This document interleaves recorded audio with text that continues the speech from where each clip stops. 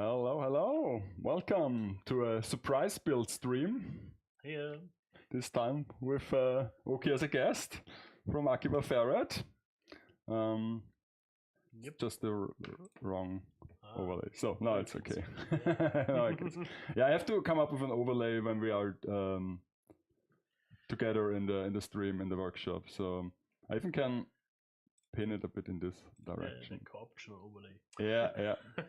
So okay. So but before we start, actually we start with two new builds today.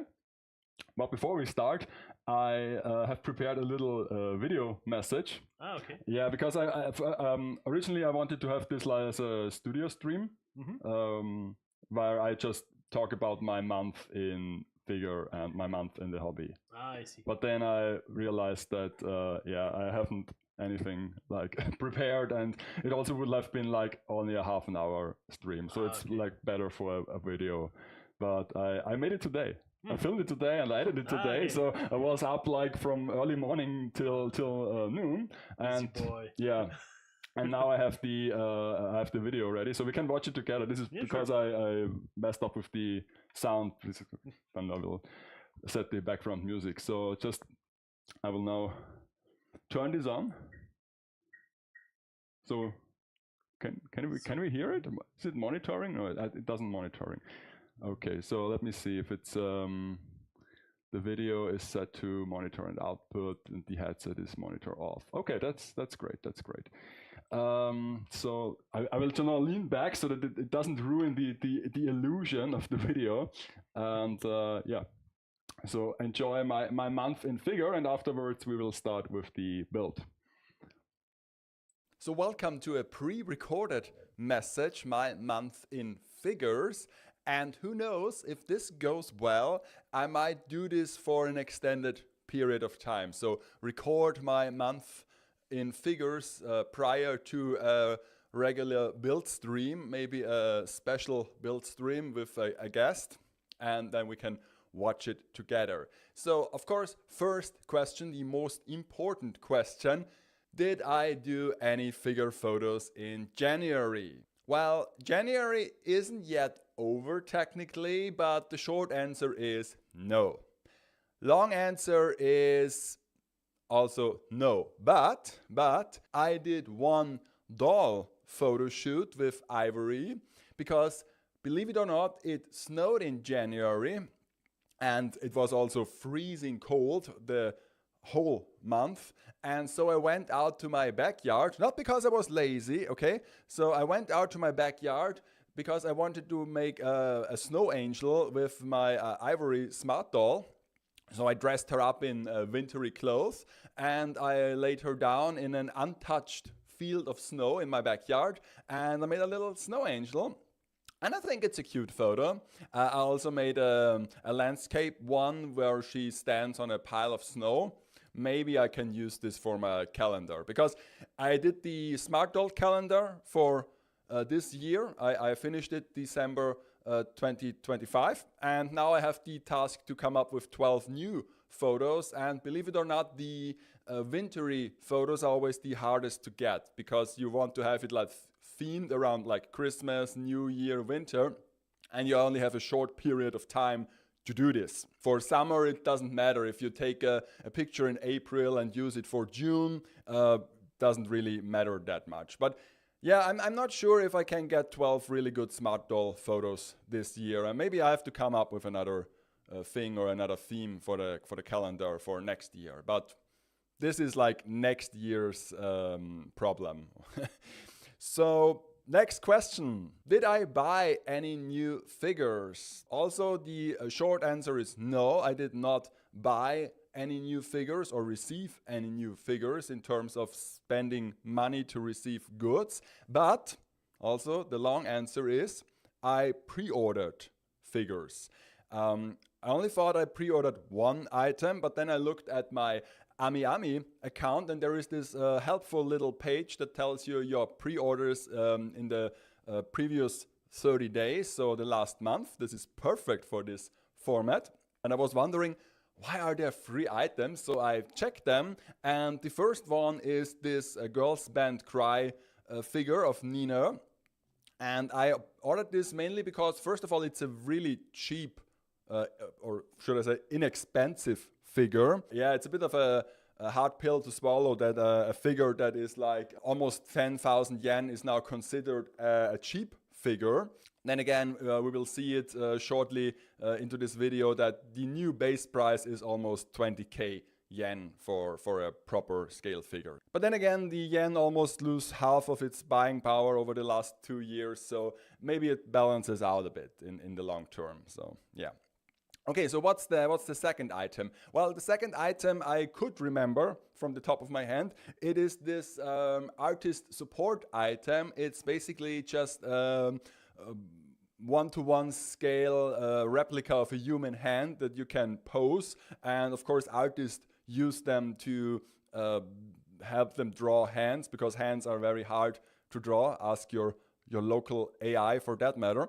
I just pre-ordered this not because I want to draw hands. I can draw it even with this support item, but I wanted to have it like as a backdrop in the studio, as a decoration on the other side of the studio, on the shelves, and maybe I can come up with some funny hand gestures during the videos and during the streams, so as a little Easter egg. And also, of course, people are ordering this for figure photos as well, so to have like smaller figures like Figmas, 1/12 scale stuff to interact with normal human-sized hand. I don't know if this comes pre-assembled or if it's a model kit. If it's a model kit, it was kind of expensive. If it comes pre-assembled, I think the price is okay. And the third item, I wasn't even aware that I ordered it anymore, are no figures. They are two ties, two neckties. Also Girls Band Cry merchandise. And I find this kind of cool. Sometimes they do this with like anime series, that they release like wardrobe, but not like your typical hoodie or t-shirt, but sometimes they release neckties or other classy stuff as well. As you can tell, I like to dress up. Sadly, I don't have the need to dress up anymore that often, so I mostly do it in my spare time. But I'm still a big tie fan, so I bought 2 of them with the designs I like the most. They had like different designs for all the band members of Toge Toge, but I like the one from Nina and Tomo the most, simply because Nina does look really classy tie design, a really good design, and Tomo has this funny little lizard or salamander print on it. It still looks classy, but it's a bit novel and funny, so you wouldn't find a tie like this in a normal clothing store. So I bought it, and of course then they have in this section they have a print or an image of the character. It's your little dirty secret that your classy tie is in reality an anime merchandise thing. So yeah, nobody will know until the gust of wind comes and throws away your tie, and people will see your anime girl hiding underneath it, and then you will be ashamed and so, oh no, don't look at this. So or maybe you can do a little secret handshake thing where you lift the edge of your tie and say, oh, I'm a fan of Girls Band Cry. So yeah. So this was the pre-orders I did in January. Not that many, but also usually I don't often pre-order stuff. So next question, what else? Yeah, what else? What else did I do in the last like 30 days? I spent like 2 days each week building stuff. Every Monday now is Plamo Monday. It's a build stream where I build plastic model kits, and I started to build my Architect Grand Scale from Kotobukiya in the New Year's Eve stream I did together with Oki.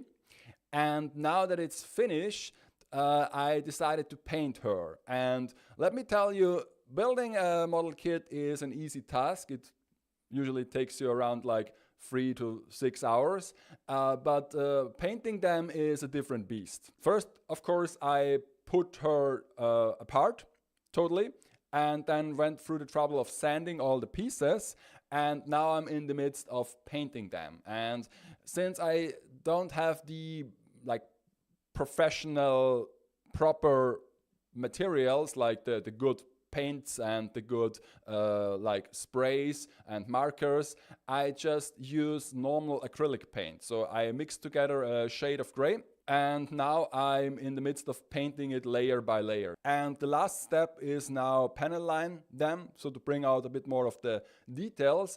And after that I will apply a top coat. So it's my first time applying a top coat. I even ordered the good stuff from Mr. Hobby, and hopefully the top coat does well on the acrylic paint. I will try it, of course, on a separate piece. Until now, I'm very satisfied with the result. So hopefully it continues to go this well, and I guess next month we can see a fully built and fully painted architect. The second thing I'm currently in the midst of building is a figure backdrop for this spectacular figure. Every Friday there is a build stream as well, but it's called Fool Time. It's a reference to the Tim Allen home improvement show, the sitcom, where there was like tool time, but now it's fool time because the saying is 80, you're such a fool. And yeah, I call it Fool Time. And each Friday I'm down in the workshop for at least 3 to 4 hours, and I build stuff live on camera, so you can join those streams as well. Okay, so we had photos, we had pre-orders, and we had like other creative work I did in the last 30 days.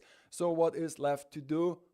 That's right, look at all the figure highlights of January, because in the New Year's Eve stream last year we did this for all the figures from 2025, and it took like 5 hours to look at all of them. So I now think I will just do it month by month by month, limit it down to like 10 figures, and then I come back at the end of the year and I can easily choose my best figure of the year. And I even ordered them in a ranking, 10 figures, 10 spots, and the first one is my least favorite spectacular figure, so still a great entry, but yeah, not my favorite of the month. And the last one is my top favorite figure of the month of January. First is this Scarlet figure, Goddess of Victory Nikki, and yeah, this is a good figure. I like this more Asian touch with the swords and this samurai outfit. And I also like the base. If this is the correct base that comes with the figure, I like the structure of it. I like this those small grass roots down there. And of course her big head with all those ornaments that are dangling from it. That's a nice touch. I don't know anything about the game or the character, but I assume this is a special outfit. This might not be the default outfit, but I don't know. Also the color scheme, those like purple shades with the white and the grays, this goes together really, really well. Let me see the, yeah, it's a good smile Shanghai thing, so they usually do great stuff. So next one is a bit of the more budget-friendly side. It's a pop-up parade figure. It's an SP pop-up parade figure. I don't know, the SP line is more like the high-quality pop-up parade figure, if you will. And this is such a simple concept of a figure with a drawing tablet in her hand. Also, I don't know the character. It's like Rin from Shelter. Don't know anything about those two origins or the characters, but what I like the most on this figure is the base with this fake grass on it. But usually I associate pop-up parade figures with a standardized base, and this looks like a special thing, so kind of interesting. Okay, next figure, number 7, is this Azure Lane Persis figure. I mean, I know the game Azure Lane, what it is, but this is also a character I don't know. I never played the game, but this looks like a pretty tall and sizable figure. Also, I like the owl. Contrasted to the figure, the owl looks very realistic in its paint job, but those floaty twin tail hairs look very delicate. So I assume it's a very fragile figure. But yeah, Wings Inc. as a manufacturer, they also do great figures, very spectacular builds. But I mainly bookmarked this because at some point I will have to buy larger figures to fill the larger spaces in my showcase, because it has fixed spaces and I just want to have one figure in each cabin, and there are also larger cabin, and if you put a normal scale figure in them, it looks silly. So I have to come up with like some statues to buy, and the price of it is also quite high, with nearly 30,000 yen. So I assume it's a bigger figure. So very cool. Number 4, a Rosen Maiden figure, more a bit of a classic, and I picked this mainly because it has a nice base design. It's a little diorama in itself with the suitcase, those feathers, and this Gothic cathedral window in the back. Once again, I know Rosen Maiden as a series. I know what it is, but I also don't know the character, and I also don't know the manufacturer, but I thought this looks interesting enough to warrant a spot on this list. And also the window in the background appears to have some foil in it, so some semi-translucent foil, so if you shine some light through it from behind, it will illuminate the window. So this looks also very nice. So next one, number 5, is an Idolmaster Cinderella Girls figure. It's Sunazuka Akira, and it's an altar figure, so of course I had to include an altar figure on this list. Also base price is like 22,000 yen, so we can see 20,000 yen is the ballpark of a normal figure these days. And yeah, I'm a sucker for like band inspired figures, and with like punk rock and street clothes and leisure clothing. So I like the design of this figure very much, and I also like the color combination. Those black elements with the white gives a high contrast, and those light use of purple elements. So I think this is a very stylish figure to have in your showcase. And I really like all the small details, the chains around her neck. So when will this release? Let me see. When will this release? So this is set to release in June. So okay, so not too far off. So the next one is this 1/7 figure of Hollow from Spice and Wolf. Merchant meets the Wise Wolf Hollow Valentine's version. The reason why this isn't higher on my list is simply because, first of all, I'm not a huge fan of the source material, and then also if we look at the front of this couch, I think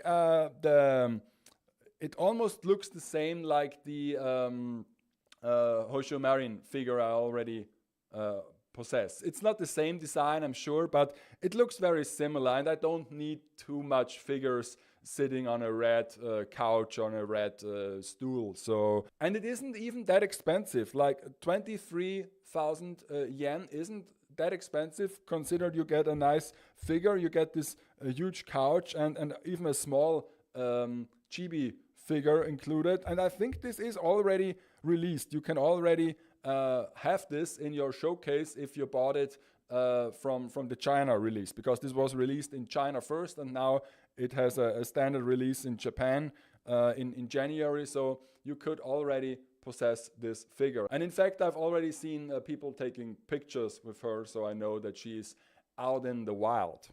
Okay, next figure. We are coming to the top 4 spots. This is a Blue Archive figure. Once again, I know this is a mobile game, very popular, and gets a ton of really great figures. But then again, I don't play the game, I don't know the characters. But once again, this is a music-inspired figure. It's a punk rock-inspired figure with a guitar and with street clothes. So yeah, I like this style very much.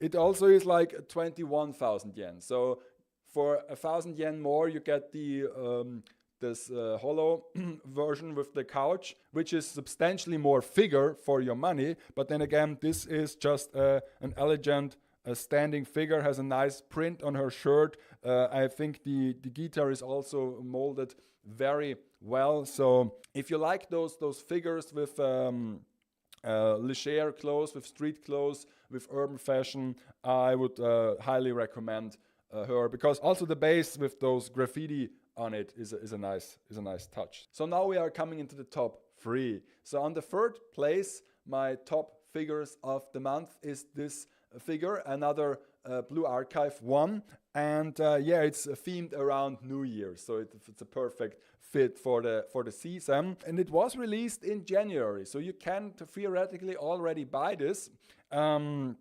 And it has a base price of, like I said, 20,000 yen. And yeah, it's a really stunning kimono as a classy design, very elegant, and with also this little kimono pouch with this kimono purse she's wearing. Very elegant figure for your showcase, and you can visit your favorite shrine together with her. So also the kimono, it looks black or like dark teal color, but in fact it has a little bit of texture to it, a little bit of structure. So I like this very much. So second place top figure for January is this BlackRock shooter, another BlackRock shooter design. I gotta say they are all pretty similar. They are like, of course, BlackRock shooter is a very thin character model, and those figures tend to be like spectacular in terms of size and scale, but also look very fragile, almost like a glass sculpture. And this one here has some really astonishing effect parts, and also hair. There is like pointy edges everywhere with this figure. So as far as BlackRock shooter figures go, this is impressive design, and I think 25,000 yen is a fair price for a figure that is like 42 centimeters in height, and also the release date is scheduled for, let me see, also like January, so should come out very soon. And now we are coming to my top pick for the month of January in terms of scale figures, and of course I had to pick this Senju from the Monogatari series.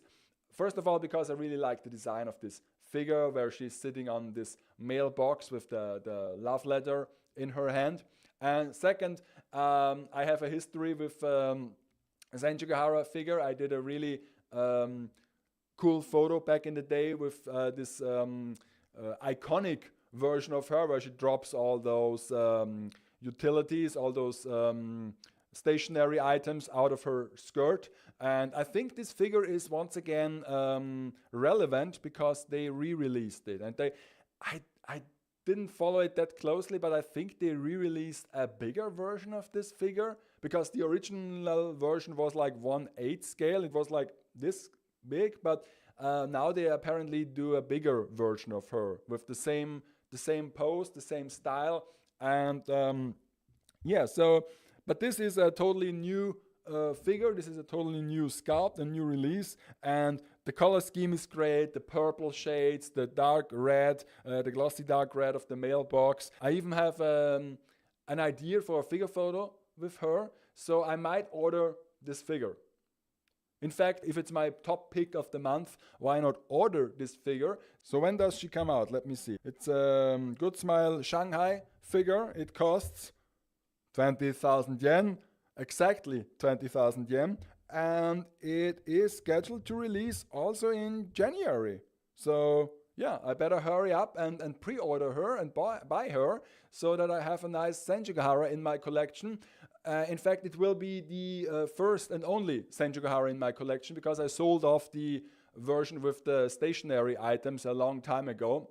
And from now on, I will simply just pre-order the top spot in my top 10 figures from each month. So by the end of the year, we will not only have a smaller pool of figures to rank for top figure of the year, we will also might have a few of them already here in person and can discuss them a little better.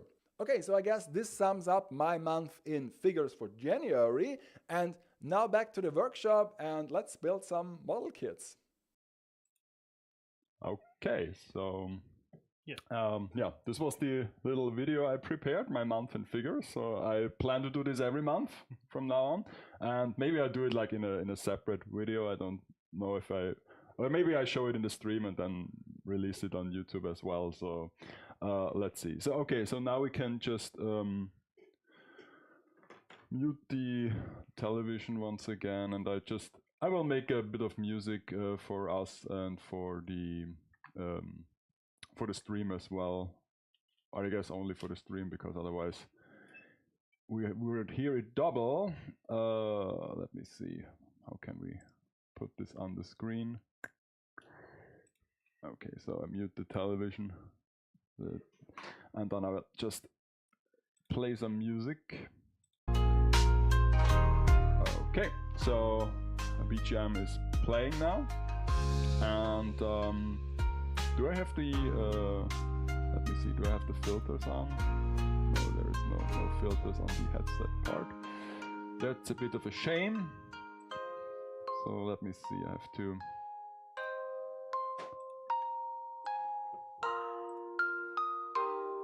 what is going on here?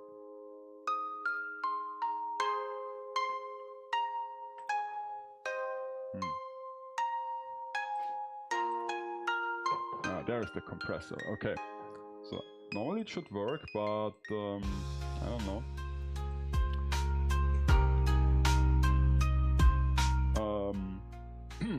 Normally it should be okay. Now it's working. Okay, I see. So hello. Does it anything?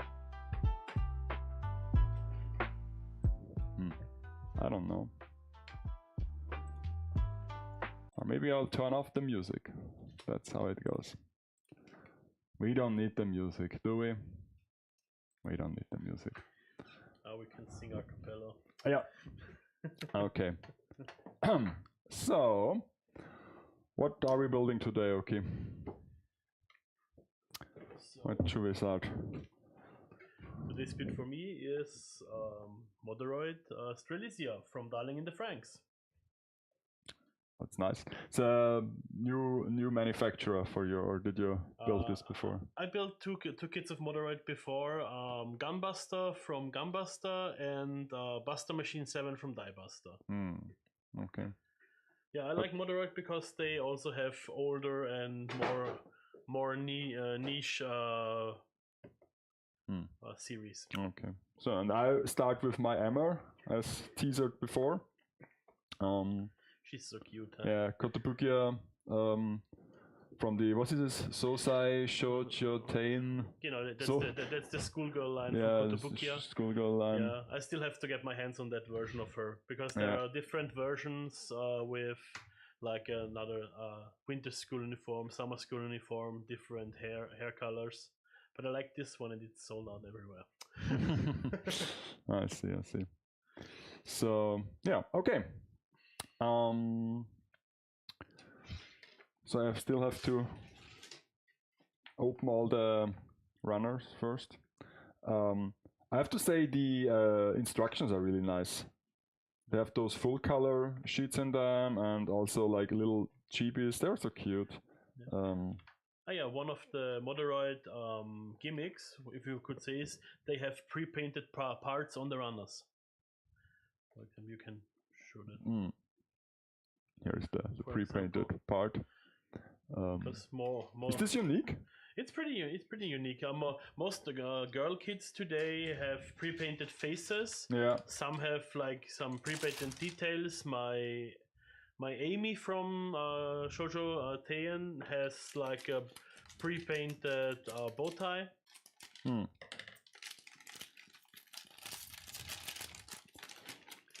Sometimes you get like more flexible material pre-painted skirts with patterns on them. All right. So this is the base. I guess we won't need this for a long time. The thing with those kits is that they basically aren't the most complicated builds, but you have lots of options to choose from.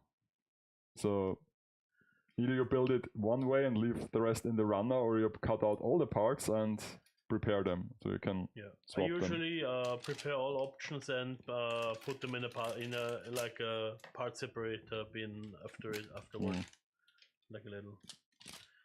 Yeah, there was a very good like what's the proper word for it? Like part sorting boxes. Okay. At the action supermarket. Yeah. It was like only €1 for a pretty nice little tray, but I haven't found them recently. So they took it from the shelf, let me guess. I still saw him. I still saw the price tag, but they didn't have him recently. Okay. So, oh, this doesn't go well.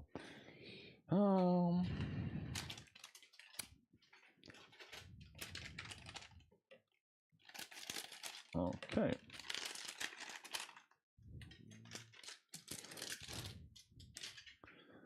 So now I have to get adjusted for this smaller scale because I'm used to the grand scale now. Yeah, that's a bit smaller. Yeah, the grand scale is pretty much the odd one out in this case.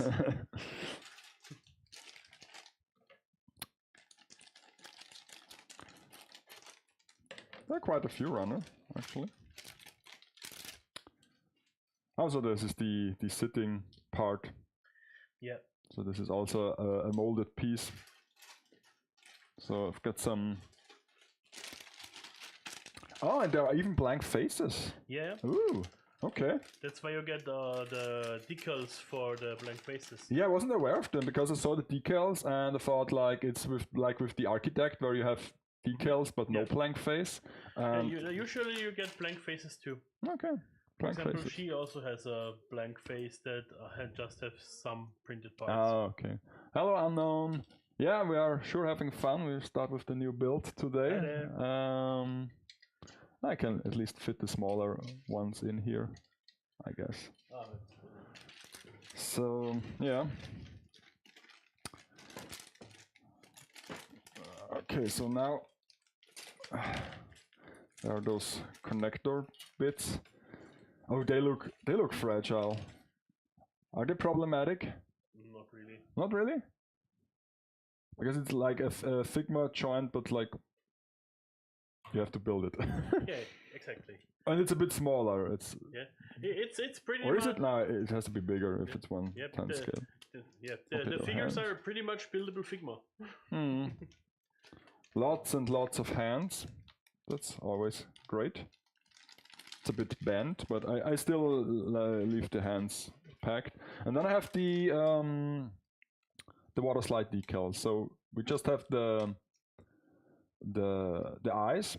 So no other facial components like the mouth. The mouth is like painted, so you have to paint it. And then we have for the skirt the stripe. It's like interesting that it has this shape. Yeah. And there is just one, really? But I have like two skirts, or do you use this piece here? It usually says in the. Okay. I mean, I'm sure they thought of it. I'm sure they thought of it. Okay, so let's see. I guess we start with the face again. Yeah, still two. Like always. So what did you do with the little toy? Oh, she's sitting on top of my 60th anniversary Lord of the Rings books are at the moment. Ah, okay. Next to the big Zaku Hatsune Miku from the Gundam Miku crossover. There's like Gundam Miku crossover. Is this like a new thing, or is it like? Yeah, it's new right now. Oh. So they also announced the Miku album where she covers all the openings. Maybe I have to look into this. Yeah, there's also a Saku model kit with Miku decals and stuff, and I really want it, but I bet it's pretty hard to get. Pretty hard to get. Oh, those are like really pointy and. Yeah, don't poke yourself. No, I just. I'm afraid that I break it. So this is like number 3. And I will just do one hairstyle. I guess the twin tails. The twin tails is a cute look. Oh, another thing that's a little bit different for some of the Moderoid kits is there are some parts where some glue is recommended. Recommended. This is an H. Okay, this is like her. So I was wondering, since I now paint my architect, how does this affect like posability? Not much if you don't paint the joints. I think I didn't. No, I didn't. The only thing is if you have like overlapping parts, for example, the waist joint, you have to be careful for paint rubbing there afterwards. But a decent top coat should protect it a little bit. Okay. So, yeah. Because I was like, how will this affect posability? And do I even pose her on a regular basis? But I guess I have to if I want to make a review. And I also was thinking about not putting her into the PC. These model kits are of RJ Sakura RJOK version 2 and Hatsune Miku color along with a robot Damashi action figure Line Strike Freedom Gundam in Hatsune Miku color. Yeah. Can you confirm this information? This is accurate. Yeah, that's true. I saw them. There's also some Miku figures where she's wearing. There's one where she's wearing a Gundam-inspired uniform, and the second one where she has the engines from Gundam 00 as pins for her twin tails. And a little Haro in her arms. The little ball robots. So basically all that is left is proper Gundam Lego crossover license. Yeah, that would be nice. I mean, I built a custom Gundam, custom Saku Lego. Because I found a mock tutorial on YouTube where they used the Lego superhero robot, the little 3-in-1 kit, together with what was it? One of the Speed Champions cars. I think it was the Lotus. Yeah, it's green. Yeah. The Lotus Speed Champion car, and you can make an approximation of a Saku. Oh, okay. It was fun. So already one part. Oh, did you? Yeah, made a counter. One part hit the floor. Didn't hit the floor. Yeah, it's okay. It's okay. It's safe.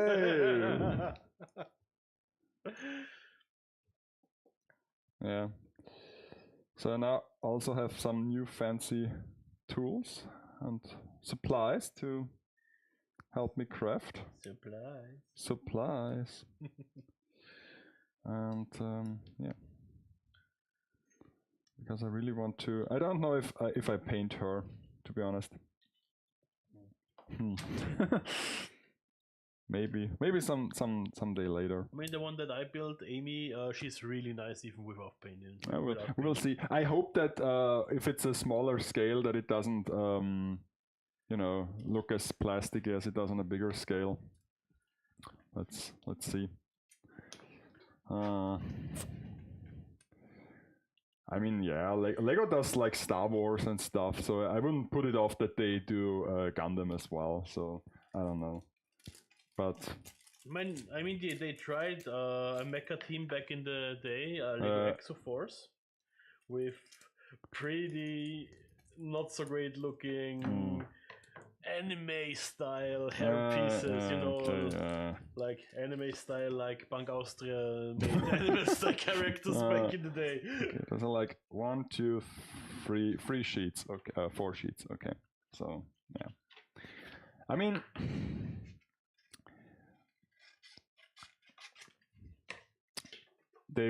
maybe they will do a Gundam iteration where it's not the war is not the main focus. That's also one of the problems. Why not? Because war is also almost. It's always. I mean, not like the gritty real warfare. The thing is with Gundam, except for the the Gundam build fighters and stuff. Yeah. It's all the main message for Gundam is always a very strong anti-war message. So it's perfect. I mean,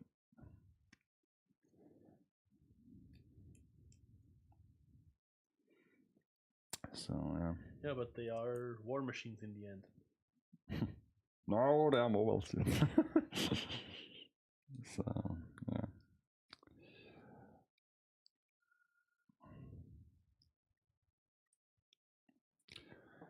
Yeah.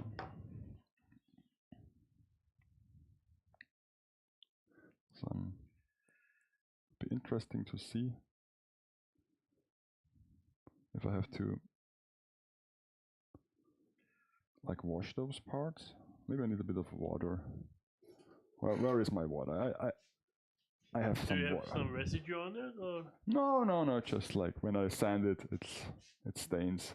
A Okay. bit, so maybe I can use the water from my syringe. I mean, what you can do afterwards, if it looks a little bit too plasticky for your taste, just use the Mr. Super Clear matte. It Okay. gives a really nice finish. Yeah. This I might do this. Yeah. I might do this. I even thought about like top coating my work in my at my workplace. So Okay. because right now it's not the best weather to do it outside. That's true. Yeah. And yeah, I don't also want to do it inside, of course, because all those paints and glues, they have like all those signs on them, so don't use them indoors, only in good ventilated rooms. Yep. So apparently they are pretty toxic, and if you do this all the time, I don't know, maybe it's I mean, it's not as bad as if you would be starting like 3D printing with resin. oh, okay. Yeah. Okay, yeah, so that's the real harmful stuff. that's the real harmful stuff. Okay. But still not good for you. So how do you do it then, if it's harmful? Quickly. Okay. And don't breathe it directly. So. Okay. But I heard even a normal 3D printer doesn't make the best atmosphere. Oh, you mean how do you do the 3D printing with resin? Yeah. You use a respirator. Oh, okay. So you have to glove up basically, like a. Yeah, you glove up and use the respirator, and after that you have to wash it, and then you have to cure it. Okay. But I'm not an expert, but that's what I learned about it and what kept me from doing it. kept me from doing it because I don't have a safe space to do it. I mean, it's like cooking your own meth then. It's like you need an RV. Takoda cheese, we have to cook. Yeah. Ina. I already put Ina's song in the shop playlist. I have to. So how was January in the shop? Because usually you hear like January is like the slowest month if you're working in retail or pretty much. Okay. Is it true what they say? I mean, it makes sense because most people blow their budget on for Christmas, and shopping afterwards is the Christmas coupons you get, or the money. Do you have some? I mean, coupons? We sell like coupons, Gutscheine. Really? Yeah. Okay. Like official or just like? Yeah, official. But we don't have nice like gift cards right now. We print them out with the register. Nah. But that's a shame. You should look into this. I'm at the moment working on new visuals for the shop. Because honestly, I think it's not that expensive to even print like small plastic cards. Yeah. And if you don't like want to have it like in a system where you have a barcode on it and you load some money onto it, I guess it's not that complicated. Yeah, I'm working on the design for it right now. Oh, it says we have to glue it, but it holds pretty well either way. That's great. So do you still have the like what's it called, the bonus club thing active when you shop a lot, or is there any incentives? We're still planning for like a point card or something like that. Okay. Yeah, right now there's one planned what's the one planned sale in the near future, but I won't spoil that yet. Okay. So yeah, because normally like for February, I guess does it say how much it is? Yes. The Wanderfest is coming up pretty soon. Yes. So this should be interesting to watch. Okay, here's the. And maybe someday we can attend it. Oh, that would be so. Maybe nice. next year. Yeah. Should we attend it next year? It would be, Because I looked at the calendar and it's like in February, so I was like, oh, it's a bit of a short notice now to book a flight. But next year, why not? I mean. Yeah, if I can scrounge around the funds for February again, because I want to go in November with Sat. But then why November? What's in November? What's there in November?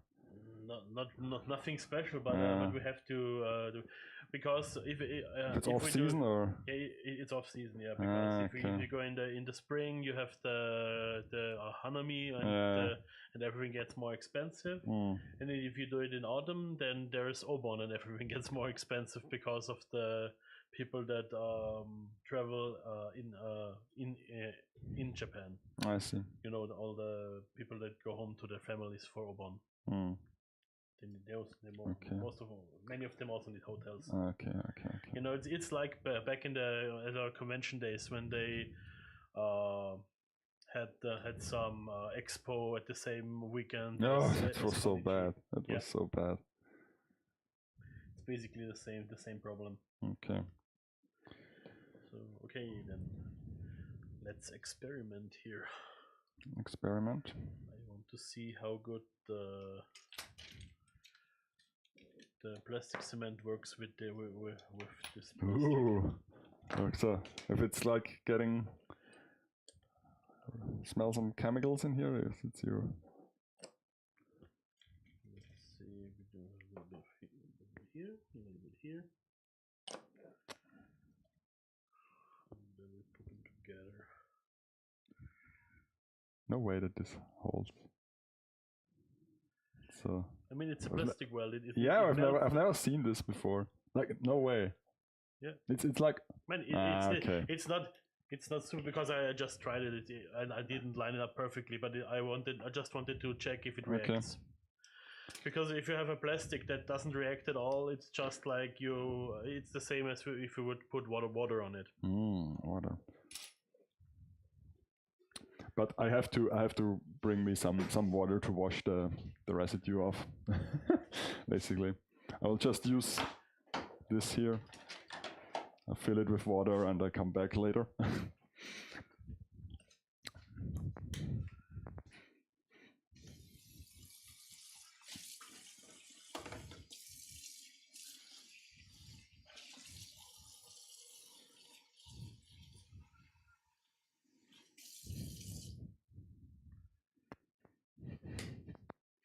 So I will submerge it in the water bath.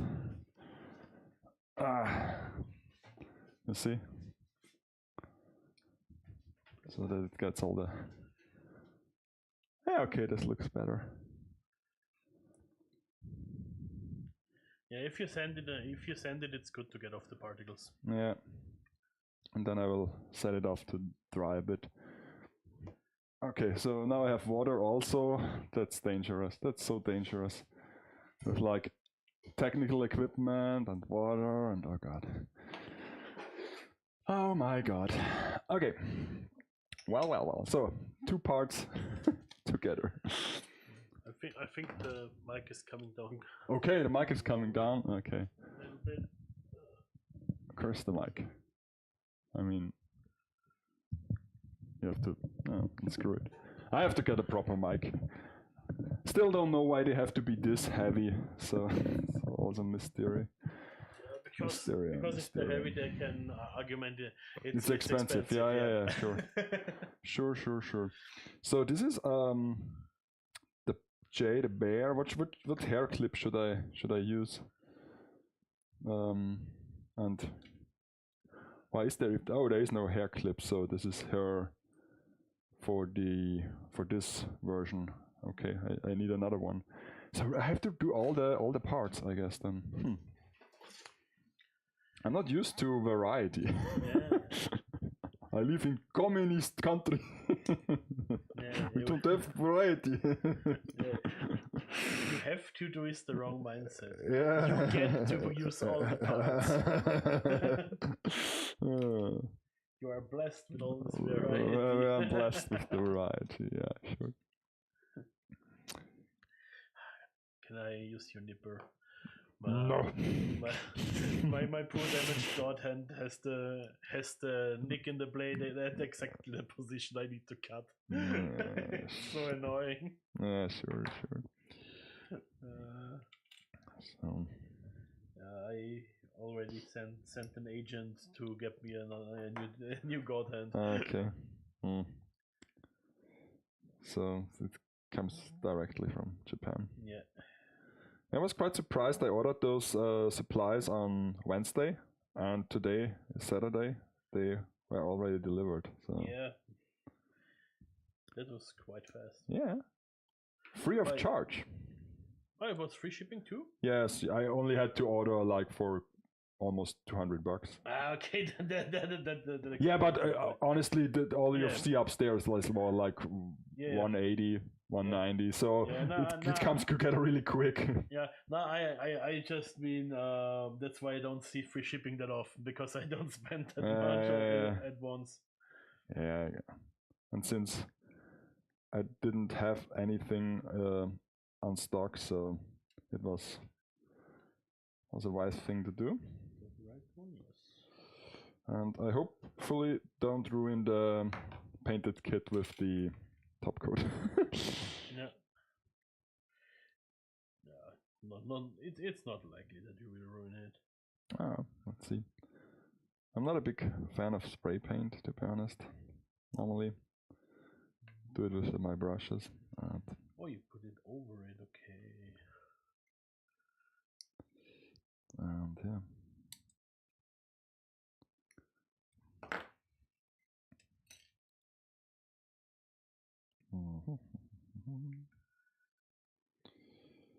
So yeah. So I guess I also checked there is a summer Wonderfest as well. But who wants to go in summer? It's like, that's so great. Yeah, if it wasn't that fucking hot and humid. Yeah. I would love to go like to Summer Comic Cat too, but yeah, you die in the line. People actually have to freeze water bottles to survive. Yeah. I mean, I think summer in Japan is great if you're not like attend any major events, just lying on the beach and doing something. I don't know, man. The humidity is really brutal, isn't it? Really? How bad could it be? famous last words, huh? And yeah. if you're like someone like me that is even more susceptible to of course. heat. No, that's not a good idea. Right. Yeah, but it's like the heat stroke is predestined.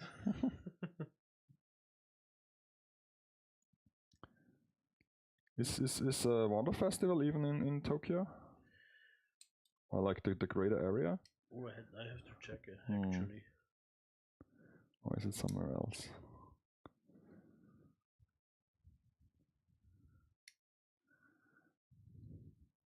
And of course I want to go to Disneyland. Yeah. Which one? Both of them. Or Yeah. like the one in Tokyo. Not like Disneyland US. No. There's two. There's Yeah, two in Japan. There's the Tokyo the Disney Sea, Sea yeah. and the other Yeah, one. both of them, I guess. I'm not a big sea guy. Well, I hadn't have the chance to become a big sea guy. Oh. I was at the ocean like once. I guess twice, but the first time I don't really count it because it was in Venice and it didn't look like the open ocean from the Okay. harbor there. Okay. I mean, I also were at the ocean, like, let me see. I mean, technically I was more often because like I was a few times in Palma de Mallorca, Gran Canaria. You could count England as well, but no, London is not at the ocean, is it? It's just, no, it's the Thames. It's a river. No, it's not the ocean. And then I was like at Tokyo Bay, so... No. Okay, man, technically the ocean. But other than that, no, I wasn't even in Italy. Never was to Italy. Strange. Didn't interest me as much. Yeah, I just this wasn't about, for me it was a family trip back in the day where we went to Venice for the carnival. Oh, really? Yeah, it was pretty fancy. Okay. Lots of people. Oh. So is it like at the same time as our carnival? Oh, I don't remember. Okay. But it's not a totally different time of the year? Not in the summer or... No, I don't think so. It Okay. wasn't too hot. Okay. But it was pretty interesting. You had like big crowds and all those crazy masks you see from... But I guess it's still more terrifying today than it was back then. Because all those places are getting very crowded. Yeah, that's true. With like over-tourism. Yeah, now you have to pay to enter Venice. Yeah. I heard about this.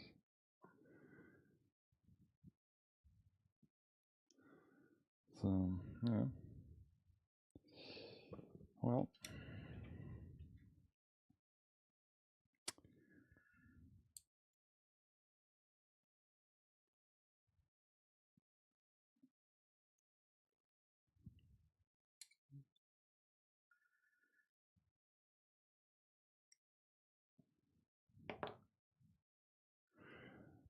But it's astonishing how much work this really is, because I really want to have it nice. Yeah, that's the thing. You can build it like fast and sloppy, Yeah. or you can take your time and make it really nice. I want to have it nice. I don't know exactly why. I mean, maybe it's because like I'm a figure guy and I'm used to nice nice things and nice figures. Yeah, so that's also why I stopped building model kits, like garage kits, because I didn't see the point, because I wasn't at this level where it could rival a scale figure. Yeah. And also it was not really that cheap. Even the kits were really pricey. Yeah, that's the thing though. It's pricey because it doesn't. There's not that many pieces. Yeah, it's not a huge label behind it, no. Yeah. Yeah. On the other hand, you have something special then. Yeah. Something special if you don't build it well. I couldn't live with that. If it's not look good, I wouldn't display it. Yeah, that's true. But then with those model kits, at least the kits aren't that expensive. So you still need the tools and the supplies. Yeah. But the normal kit isn't that expensive. Yeah, usually Plamo is nice and cheap. That's why you see so many cool customs from Japan, because Well, with the Japanese prices, they don't give a shit if they have to buy a whole kit for like 2 or 3 parts they want for the custom. Yeah. But I'm sure they aren't that wasteful, so they will use the other parts as well in some ways. If you're someone that does customs, the whole kit is like a treasure chest. Like a treasure chest. Yeah. Like your. This must be such a mental gymnastics to have all those parts in your head and see them in front of you and combine them. It's like I would also not be able to make a mock or something out of Lego. I can only do it with the. Like without inspection, I have to come up with your own design or with with own things. That's not something I could do. I built the Lego arcade cabinet this week. That was a really nice build. Did you see that? Yeah, I saw it. I really like the little gamer room you have inside, because it has really nice details. For example, some of the stickers are for like video game console boxes on display on a shelf above the couch and stuff like that. That's really. So nice. They are like real games. I mean, like. No, it's like. Oh, this one looks like a bit like a GameCube and stuff like that. Oh, okay. So it's not licensed. No, okay. Not licensed. That's why the set is rather cheap. They also announced a new Zelda set that looks really good. I've seen it. I've like the Ganon fight. Yeah. That one looks really good.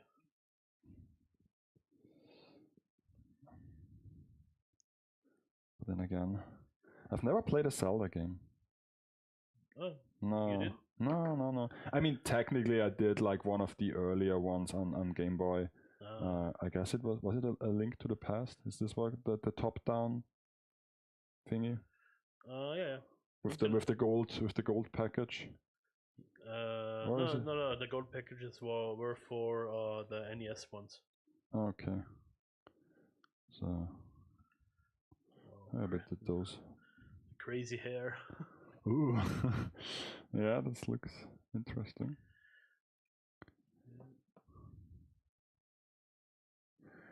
Yep, and those are those small pieces. The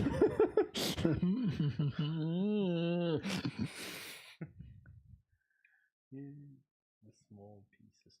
I mean, they tell me to glue it. Should we trust them? I mean, they made the kids, so I guess they don't know nothing. They don't know shit. They just made it. They just made it up. Okay, so I guess I put a little drop. So is this a second? Oh, this is a second part. I see. So I need from an H runner. Where is H runner? Let me see my cheat sheet. So this is like a pre-mount for the actual hairpin. No, that should be enough. H. Okay, it's like in alphabetical order, so this makes things more easy. Okay, so it's this one here. Okay. Really? Is it? No. So it can be used this way.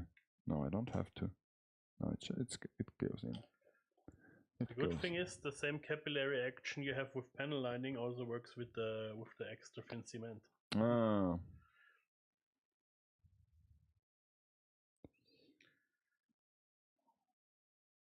Ooh. Yes, it's in. Oh, it got in there.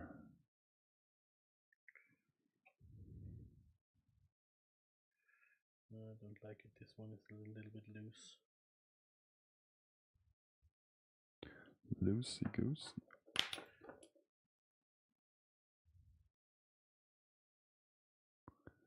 Ah. Oh.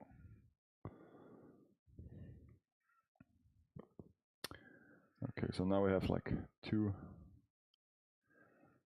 hair pins.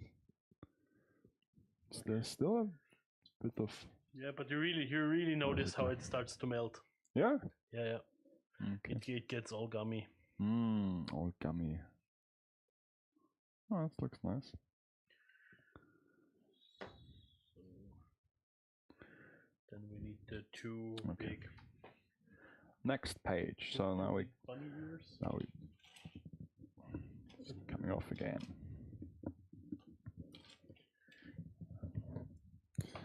So A2, A2, A2, A2. This is this.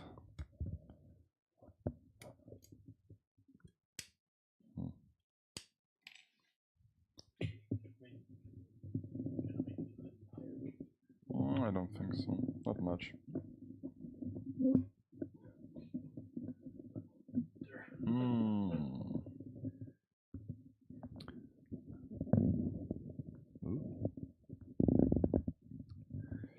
So, okay, so A13. Should be better. So, for the moment. For the moment. It comes down again. It works against you. It's like slowly closing in. Yeah, it's like the sword of Damocles over my head.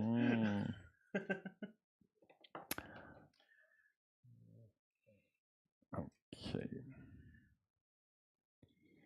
So, luckily here the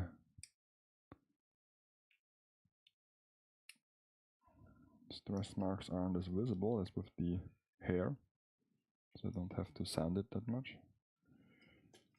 Yeah, it's always very dependent on the color, how bad the stress marks are. I mean, just like they are placed at a nicer position. The color is still unforgiving.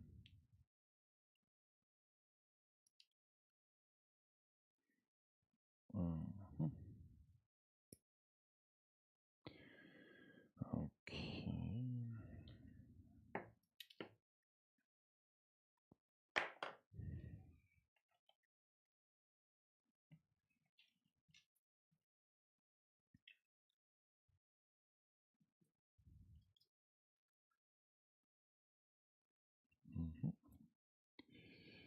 Okay.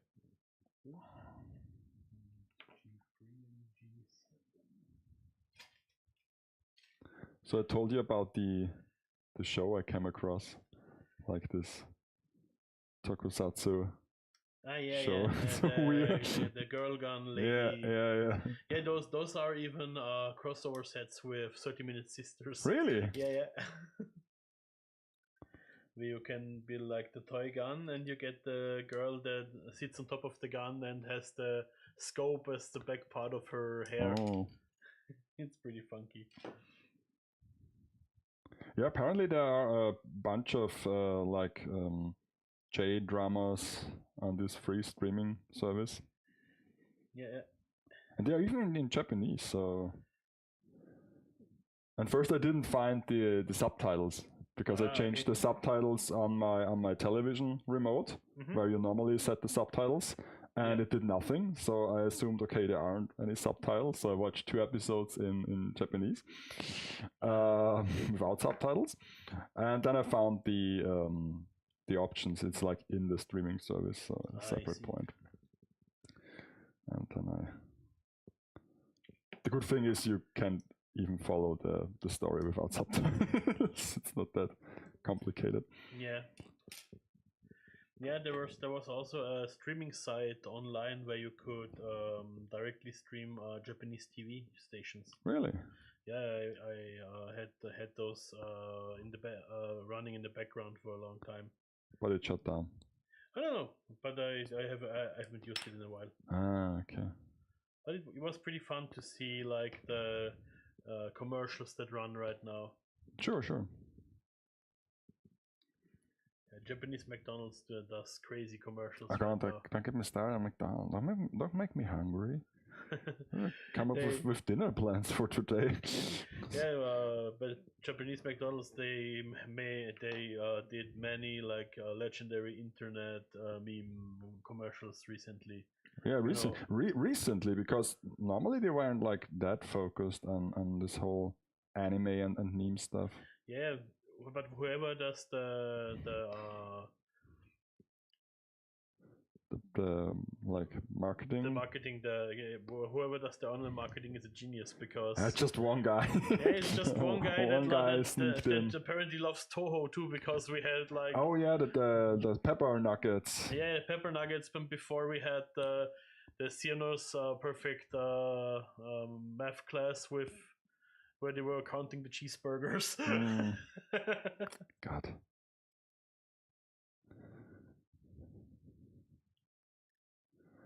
Yeah.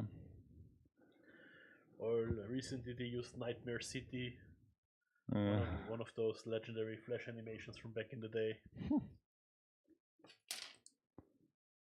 Do you know if they used at any point the official mascots, the official McDonald's mascots they had in US, like the Grimace and like the McMayor and stuff like this? I mean, they used Ronald for all Ronald, commercials back in the day. But the other, you know, the old run, run. That were part of the Toho fandom after that. I'm not sure if they used the other McDonald's land characters. Because they tried to bring them back more recently, like even here. Yeah, you with the Grimace shake. Yeah, I think so. This only works because of the internet. Yeah. Because I can't think that anyone would know who Grimace is without the internet. I mean, I remember Grimace. Yeah, you remember. But I'm fucking old. Yeah. I missed the time when McDonald's was had a little bit more. I don't know, maybe a little bit more of a family restaurant feeling, like a little bit more whimsy. But that all stopped at the start of the I'm loving it era. What was their slogan before? Can't even remember now. In Germany it was einfach gut. Really? Yep. There was even a song. Okay. Can't remember those times.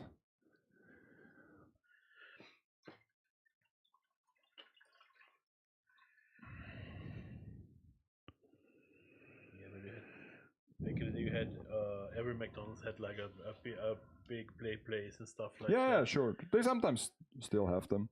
Yeah, the ones they didn't turn on yet. Yeah, they are too lazy to demolish them. Yeah. But yeah. So, do you want to hear a fun story? Like what kind of fun story? Yeah, what kind of fun story? A Temu story. A Temu story. A Temu story. Yeah, so I ordered miniatures for the upcoming figure photo. Yeah. And of course, I ordered way more than I actually might need, or yeah. I thought to myself, "Oh, this looks fun. This looks nice." No, okay, and so on and so on. Hard to hit the floor. It's hard to hit the floor.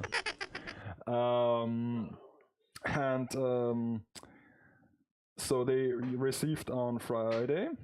They came here, and it was like those typical like plastic pouches, and kind of big, but I didn't think too much of it. And I unboxed it on the stream live, and the first things that fell into my hand were those like big bulks of like bundled together plastic, like look like black, and I was thinking to myself, what is this? I didn't recall to order such a big thing, and there were 3 of them, like 3 exact same things. And so I set them aside, and then I opened all the other things. Some of them were really nice, so I guess we have to come up with a better solution for next time. I mean, we can't just, make this like this. Oh yeah, that's better. It's much better. And we make it like this.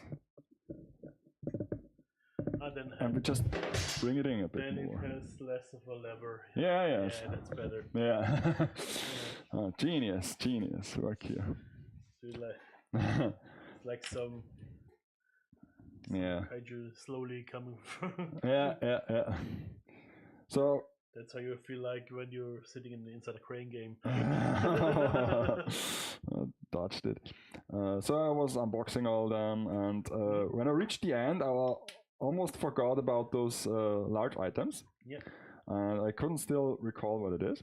So I opened them, and yeah, sure, it was like I ordered a dress-up doll for like where you have it in a shop window, just a mannequin, Yeah. but not like a creepy one, like a human shaped one, just the torso Okay. for a tailor. And like one of those tailor torsos. Tailor torso, yeah. They are all black, like cheap plastic, multiple parts to put together, almost like a model kit. And I ordered them, like 3 of them. So this is why there are 3 packages, and they have a good scale. They're like this tall. Oh, nice. And I ordered them from my Jill figure because I wanted to have like to look her from a street inside a shop into a clothing shop, like a window. Oh, yeah. So because she is kind of a fashionable person, or at least you can buy clothes for her in the game. So Yeah. nevertheless, so I bought 3 of them because I thought, okay, maybe 3 of them I will use them in the photo. Yeah, I got 3 of those packages, and in each package there are 8 of them. What? Yes, yes. So you're like I have 24 of you them. have an army of mannequins. Yes, now. yes. And still, it wasn't expensive, because if it would be expensive, I wouldn't have bought them. So it was like a couple bucks each. So it's like it was 20. And I now I have to check the item if it's referring that it's like 8 of them.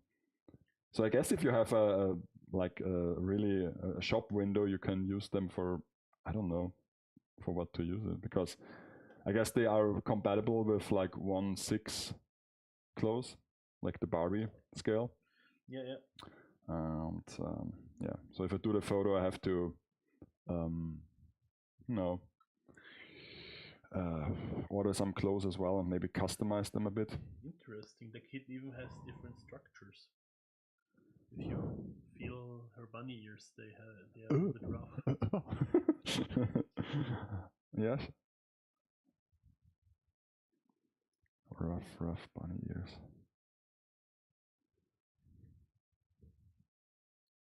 I mean, I say it's bunny ears, and I don't know actually know what these flaps are supposed to be.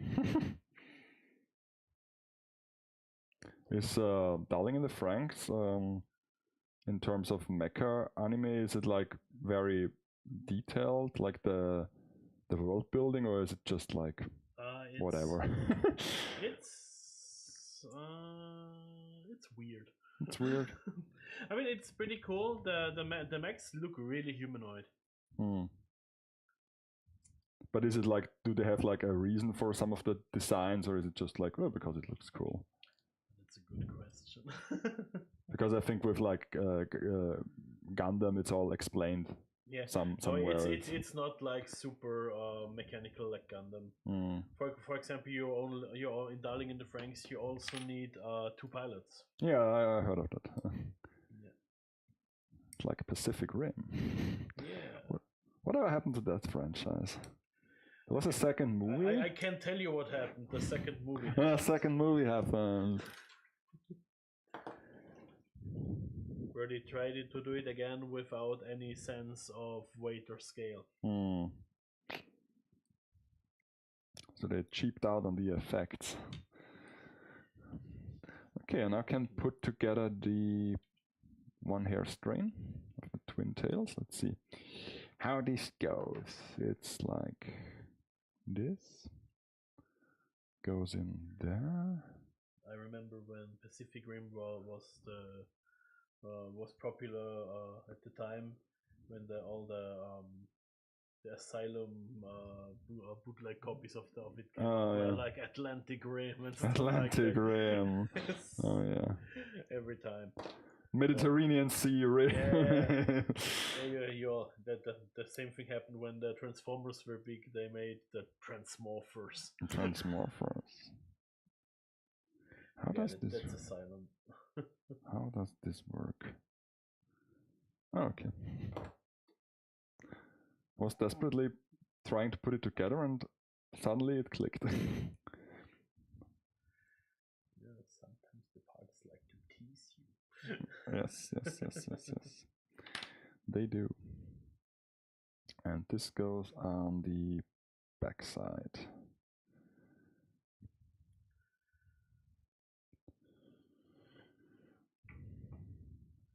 So this would be a part I can glue. Now I guess. to complete the head. Did you glue any of the parts? Yeah, I glued all the parts they told me to glue. No, in this. In this, no, in this one, no. No? Okay. I only glue parts if they say to glue it, or if it's like a super obvious, super tiny part that's not that wiggles when you touch it. Okay. Sure.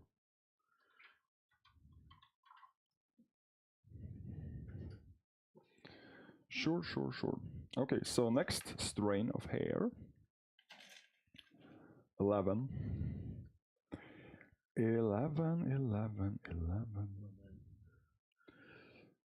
don't. The thing is, for this head, you don't have any proper space to hold it. Okay. Do you need a clamp? No. The problem is you have all those really delicate pieces, and I still have to plug this into her forehead here properly, but I can't use any force. So I think I have it. So did you ever? Okay, I would just wait until you finish it, not to jinx it. Now she's wearing a hat. Oh, this looks. It looks like a little, looks nice. like the brim of a hat. Yeah. So did you ever ruin a part like from a kit so that it's like not usable anymore and that it hindered your progress?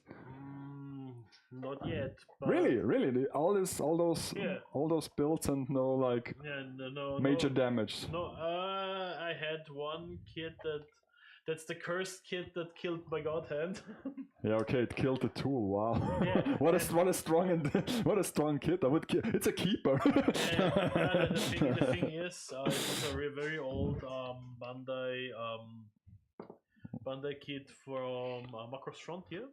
One of the VF Messiah. And I don't know if it's because the plastic was pretty cold, but the tolerances for the connections were really tight. Okay. And I usually test fit a part before I start sanding. And I even pre-sanded it a little bit, and I test fitted the shoulder connection, and I couldn't and it like seized up so bad I couldn't move it, I couldn't remove it, and I broke the pin. Okay, now it's stuck in there. I could extract it, but now the pin is missing. No, I still have it. Now I have to reattach the pin in a way that it's not super delicate afterward because it's supposed to be the arm joint, the shoulder joint. Yeah. So I have to drill in it and put some wire inside. Oh god, okay, that's bad. Yeah, it's pretty annoying. But other than that, I mean, I broke one or two things after the build. Okay. Yeah. Okay. For example, for one of my 30-minute sisters, I had a neck joint, other than the neck ball joint, sheared off when I tried to move her head because I don't know why, because I also pre-sanded that a little bit. But sometimes stuff like that happens. I could repair it, and I have enough knowledge and enough courage, and also enough option part kits that I could replace it later. I see. Because, yeah, I mean, I wasn't. I had a little bit of a guilty conscience because I just gave the broken neck to one of the other girls with the similar the skin color. I didn't as much as Lunach. Okay. And where I didn't plan to move her all that much. But yeah, no, don't worry. She has a proper neck already as well. Yeah. Yeah, you know, everyone has their favorite children, even if they don't want to admit it. Yeah, this is something I have to also get used to with those model kits, that they look like really nice and substantial, even especially the robots. Yeah. And if you like hold them in your hand, it feels like nothing is there. Yeah. It's like so hollow and you're like, I've seen people that fill the hollow spaces with like putty and stuff. Ooh. Or one thing that's pretty common is that they put like little metal weights Really? in the hollow parts of the feet, so they stand better. Yeah. Yeah, sure. That's an interesting. I mean, sure, you can do anything. There was like this. I don't know if you see it. There was this one guy that made this Gundam unit with those solar panels behind it that lights up. Yeah, that's like that one is all the rage right now. Yeah. It looks so good. Yes. And I think since it's like just plastic, and when you know what to do, you can just wire it. I mean, even we were able to do it with the 30-minute with fantasy kits too. That's true. Even on a build stage. And then you have like even smaller wires, or maybe those ribbons, those cable ribbons. Yeah. So. And there are whole LED sets that are made for for specific kits. Oh. Most often either from Bandai themselves or from third party. Oh. You know, it's like all those aftermarket Lego LEDs for Lego sets. Oh. They aren't cheap though. No, they aren't cheap. I mean, for the Lego, I don't know for the Gunplas as well. Yeah. But there's one Lego brick company that has yeah, but they do it like on their model, so it's a bit. Yeah, it's called Lumi Bricks now. Yeah. I remember when it still had the old name, and I could make fun of Ralph for correcting them because they were before they were called Fun Home. Oh, are you playing with your Fun Home? Yeah, but since there are like blank faces here, I might use the decals. Yeah. Because there are quite some fun expressions. Yep, that's what they're here for. I mean, they are always the most fun expressions always come with the decals. Yeah, because they don't. Those aren't the popular ones. I don't know. I don't know. Maybe it's like they only want to print the safe bets. Yeah, sure. But I like as an expressive figure. I also like it when scale figures have a bit of an expression to them. Not just like happy smile or a blank stare. Just like go really crazy with the expression. I showed you the crazy crying face for the Desire Maiden. Yeah. Yeah.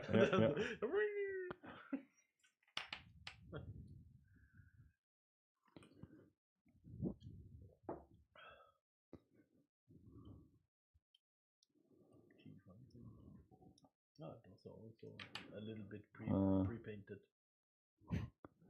It's also so nice to see in this tokusatsu show with the gun girls. Yeah. They shopped in the like really they got their first kit from this small toy show store in Japan. So where it's like not even like specialized in plastic models. It's just a toy store. I mean it's so crazy. You can get Gunpla in the convenience store in Japan. Not everything, but a few things. When it's like, could you imagine finding like Gunpla at Billa? No, I guess the proper like counterpart would be finding a Gunpla in a Trafik. Or a Trafik, yeah, that's true. You get your cigarettes and then your cigarettes and your Gunpla. Gunpla. Both are addictive. Both are.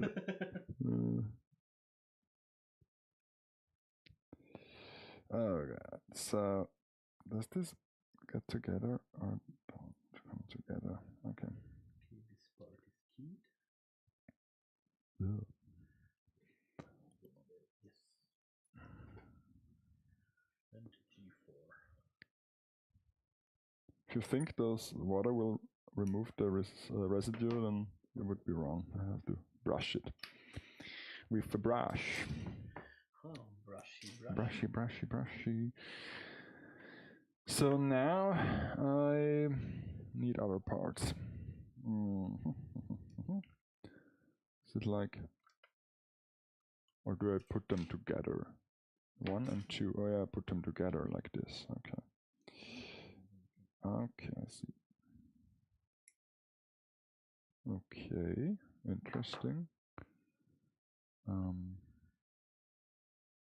I can see it. What they're trying to achieve.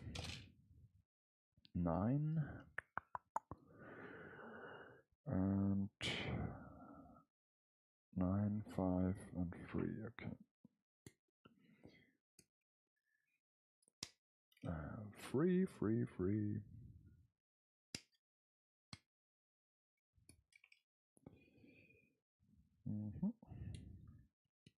That's pretty interesting. You have like this spinal column and build it up from the inside. Really? Huh.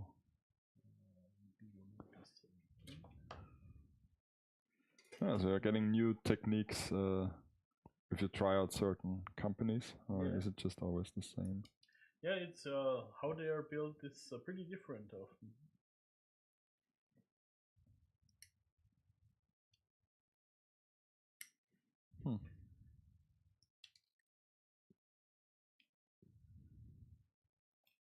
So maybe if you go to Japan in like November and there is nothing there, maybe you can visit the headquarters. Is there such a thing? The Bandai headquarters? No, there's the big factory.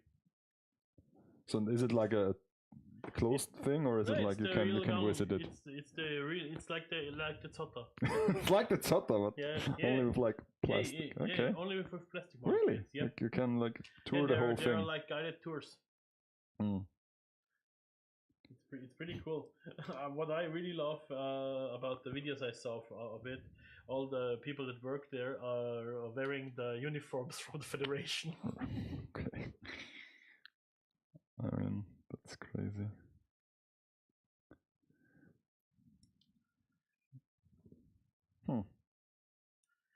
I mean, that's exactly what I would do if I had a factory. Any kind of factory. Any kind of factory. I'm still thinking about getting some of those Japanese bookstore aprons for the shop. You know, so we look the part. Yeah. But your co-workers won't put them on. I don't know, man. I don't know.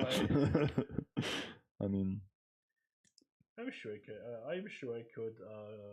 Is there like a policy? I don't know. In like grocery store, do we have uniforms? I can't recall. Do they have such a thing? I mean, here in Japan. No, here. Here, I'm pretty sure because they all wear the Billa stuff. Really? Yeah, the Billa shirts and stuff like that. Is it always the same? I don't. I think they get like T-shirts. For example, for the Christmas time, they got the T-shirt with the little Christmas elf on it. God. Oh God. I mean, I think it's cute if you compare it with other mascots we had over here. Yeah. It's going in the right direction. It's going in the right direction. It's pretty cute. Yeah, I don't know. It's too realistic. I found it. It's like too over the top. It's like simple is the way to go with those things. But I mean, it's kind of. Though I really like the Chriskind design from the post office. Like 2 years ago, was it like? Because they made this whole spiel with like they are Team Chriskind. Not Team Santa Claus. Yeah, I'm Team Santa Claus. Yeah, Team Santa Claus. Ooh. You pick a feud with the other shop owner in Vienna. He's a Christmas kind guy. No, really, it is. Yeah, no, for me, it's that's something from my early childhood. I always questioned because the Christkind. Yeah. It's supposed to be baby Jesus. Yeah. why does baby Jesus give me presents on his birthday? Because Doesn't he's make such a sense to me. nice guy. I know, he's great, but that's always bugged me even as a kid. Yeah.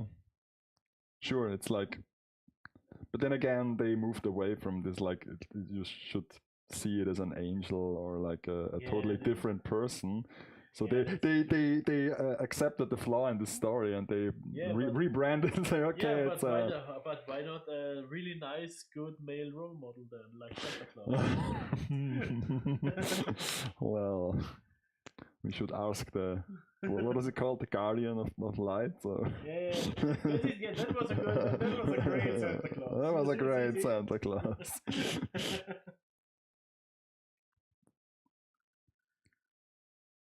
So when I had like Amazon Prime for a couple of days last year, I watched Red One. It's also a kind of fun movie. Why do you like kidnap Santa Claus? With Dwayne Johnson, The Rock. A bit sad that Christmas is now over. Yeah, me too. I really like this time of year. Yeah. Even in retail. Even retail. Yeah, I mean, Yep. sure. But I also didn't have a big problem with working in retail at Shopping City back in the day. Okay. Christmas time. Yeah, but now it's even better. You have like your own little shop. It's like your own little toy shop. Yeah, Put a smile on the children's face. Yeah, that's the thing. It was so funny because my beard got bigger. Yeah. I started repairing model kits for the children. And the spirit of Santa Claus possessed me apparently. Okay, so you didn't kill him. That's good.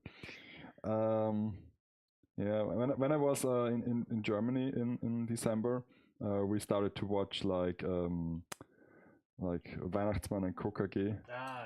There is it's like called what is it called in English? I don't know. Something that makes sense actually. It's like only the Germans who. Like Santa Claus Inc. No. It doesn't have to do anything with like business things. It's not just the Germans. They come up with like, oh, Santa Claus on KKG, Weihnachtsmann on KKG. Okay, no. And I guess there are like there always is. There is some references to the original title, even in the German version. Okay. And of course you don't get them because it's a totally different name. So. Yeah. Okay, so now this should come into this, but okay, this is a little bit of a tight fit here.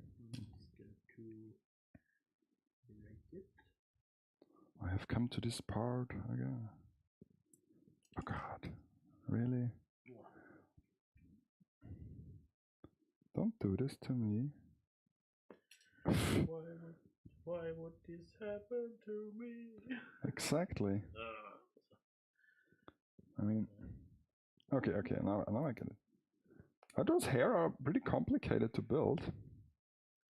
And they have to be detailed. Yes. Man, the Strelitzia has a really tiny waist.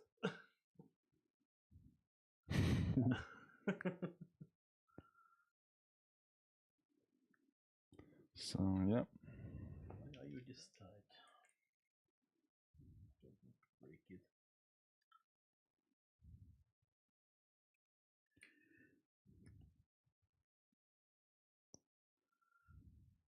Okay. That should be good for now.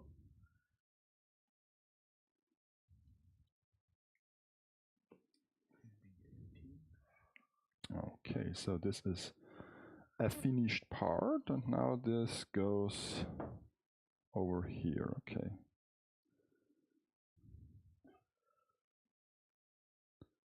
Yes.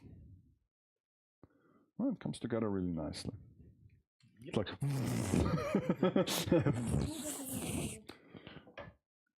I wasn't aware that I'm building a site, but Cousin Ed. cousin Addams Ed. family. Yeah.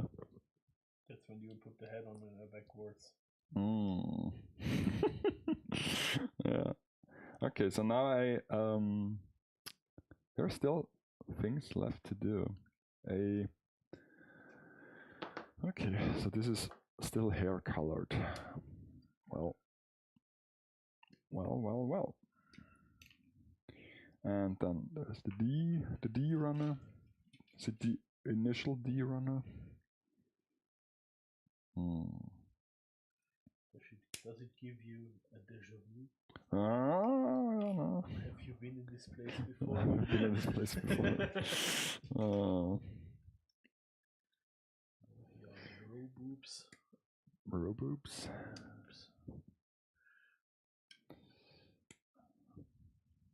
Yeah. Oh, nice. The little her little tie is also painted a little. Oh. Yeah, it's always like they can do it, but they won't. The technology is there. No, I guess it's like it's always that way that people want to put a little effort into their kids. Yeah. In the end of the day, it's like the people who really care about them. Yeah. They wouldn't appreciate it if it's like all just like a puzzle where you just build it. And imagine if it would come like Lego, where all the pieces are perfectly. Yeah, I mean, the thing is, I've seen this a couple of times, not often because not many people do it, but there are people who like weather Lego sets. What? Yeah, like with rust and stuff like this.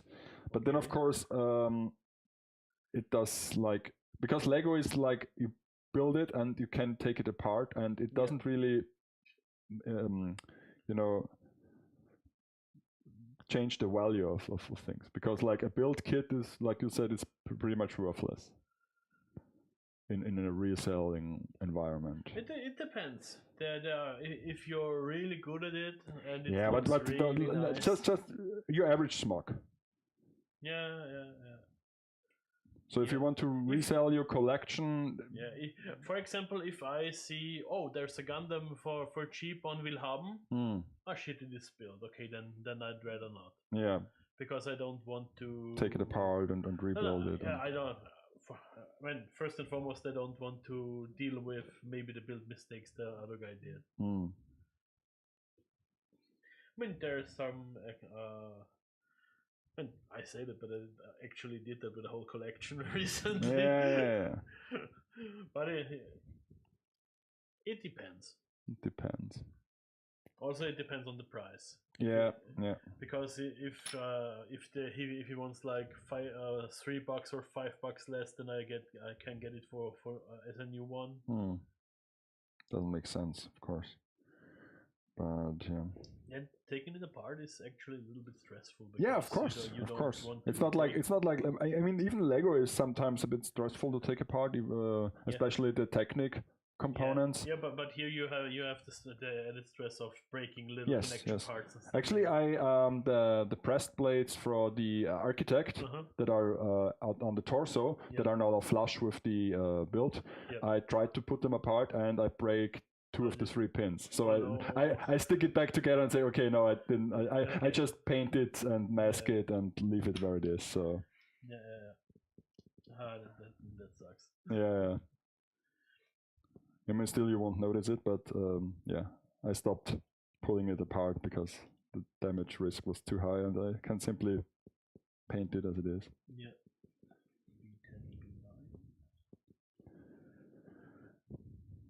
Oh, your sound quite back and shit.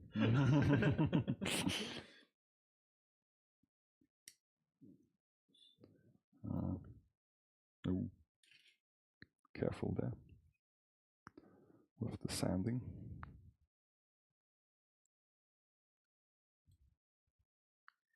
I gotta say, Strelitzia is a little bit of a tricky one because all her parts are very round. Yeah, it's not a mobile suit, like bulky. knife has lots of curves. Yeah.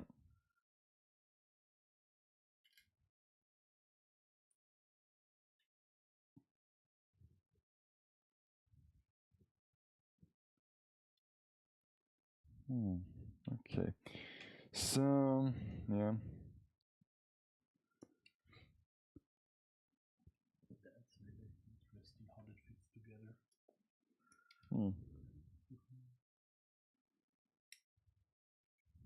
But I appreciate all the undergated parts. It's a little bit more work, but it makes for a cleaner finish overall. So, like more work for you or more work for the people who design it?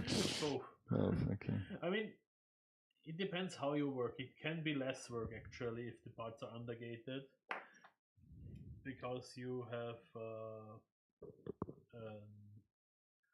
nice. Because if you undergate the part, the idea behind it is that the gate is the part that's connected, the little thing that connects to the part. Okay. And if you undergate it, you do it because then the part, the part where it goes into it won't be seen. So you don't have to get it super clean.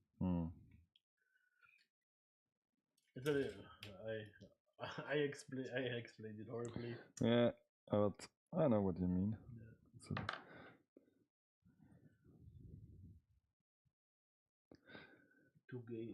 Today I don't have English brain. So what's this actually? What's this? And why is this? Okay, so I can simply put this? No, just I made a mistake. What did you do? No, What did you do? It's upside down. From the upside down. Okay, so now I can.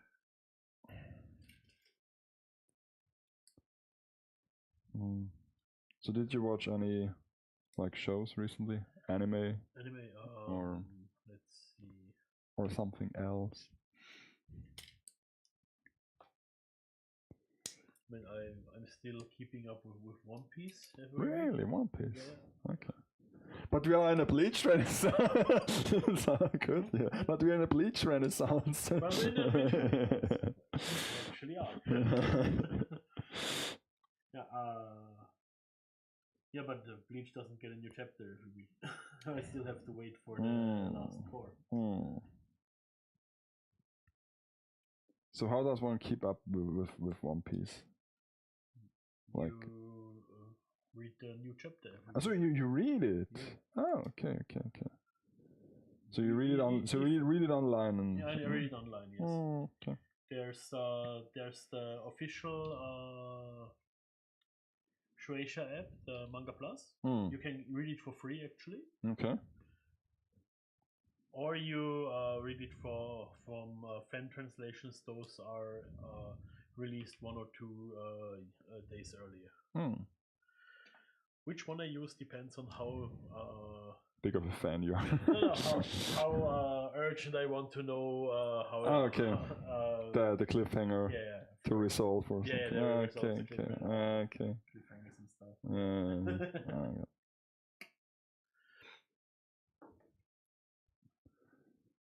So would you say that your manga consumption has increased since you're in the shop? Like, since you're now surrounded with all those books? Well, I mean, I still don't read it in German. Really? Okay. But I actually do it. I started reading a bit more. Okay. I started giving German translations more of a chance. Okay. Recently. Is there really such a big difference between the German translation and the English translation? The thing is, if you don't really like the sound of German, especially for like sound words, that's how German sounds. For example, it just, I don't know, how can I explain it? It just feels lame to me. Okay. For example, you have a you have a fantasy anime. Yeah. the Grand Wizard stands at the top of a cliff Mm. and he casts Meteor Swarm. Mm. It sounds cool. Sounds awesome. Yeah. They are all going to die. Yeah. And then in German he stands at the top of the cliff. Meteorenschwarm. What is that? Okay, yeah. Yeah.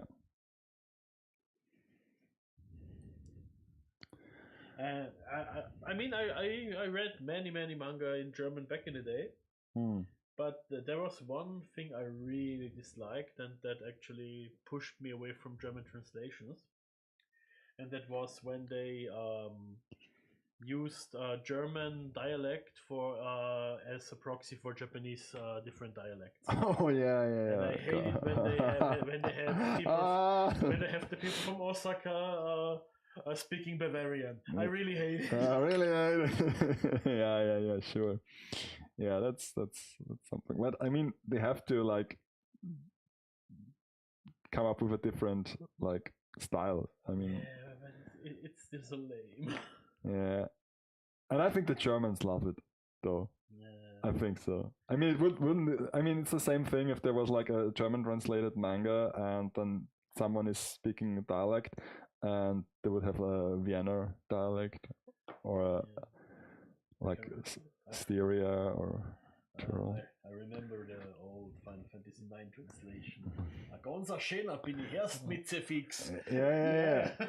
And this was a bit off-putting. Yeah, this was off-putting. And I think it's like you said, it's worse with big worded genres like fantasy, or like what was also like unreadable in my opinion in German was the My Hero Academia manga. Oh, I didn't even try that. No, it was terrible. How did they translate the Quark? quirks? Yeah. It was something horrible. I can't even recall it. Macke. Oh, Yeah, it was. really? Yes, Really? yes, Really? yes. It was.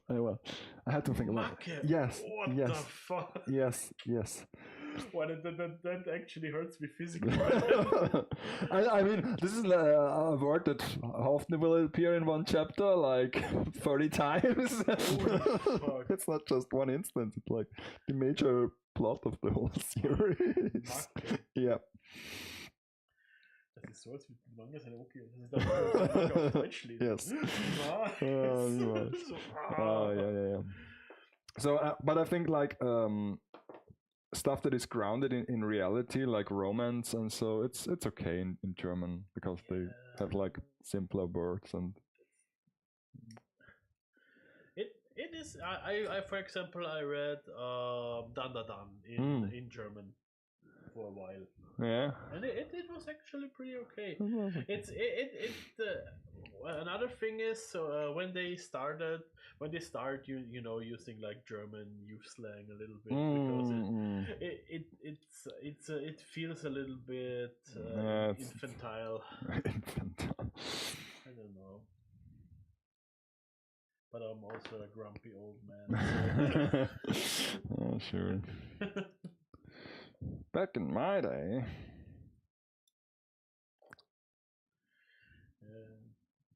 Back in my day, with the other great German translations back in the day,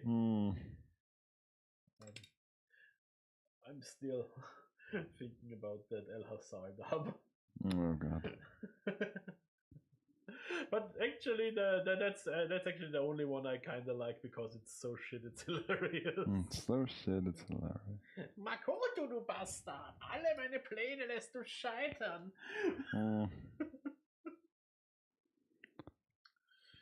I mean, dubbing was really something else back then, even for like normal movies. Yeah. It was like 5 series, 4 voice actors. I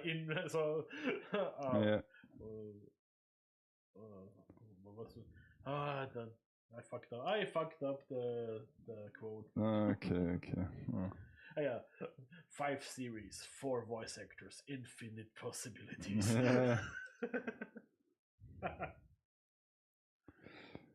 So how does this go in there? I don't know. Gently. No. It's the right answer every time.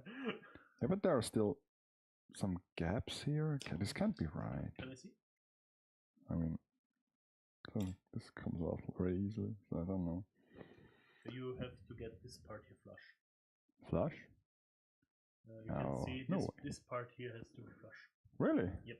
So just press it? No. Usually. Okay, so I see. I have to remove this. Because you can see the Yeah, form of it. Yeah, but if it fits together, it has to be flush. But it really doesn't want to go in there. Wait a second. I think this one is here. Yes. Let me pick her apart a little bit. This is so complicated. All the hair stuff. Oh, you go with the short hairs. Yeah, you didn't plug the headpiece all the way. Okay. Yeah, that's what was missing. Okay. So now this looks better. So we can put this in here. And then we can put this in here. And now it's... That's why it often says, plug the part in as far as it goes. It's one of the things that those are the usual things. That snapped together. Yeah, it was a little frightening.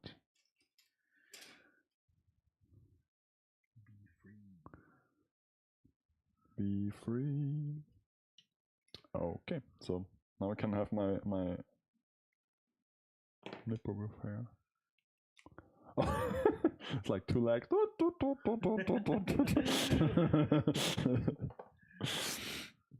Okay.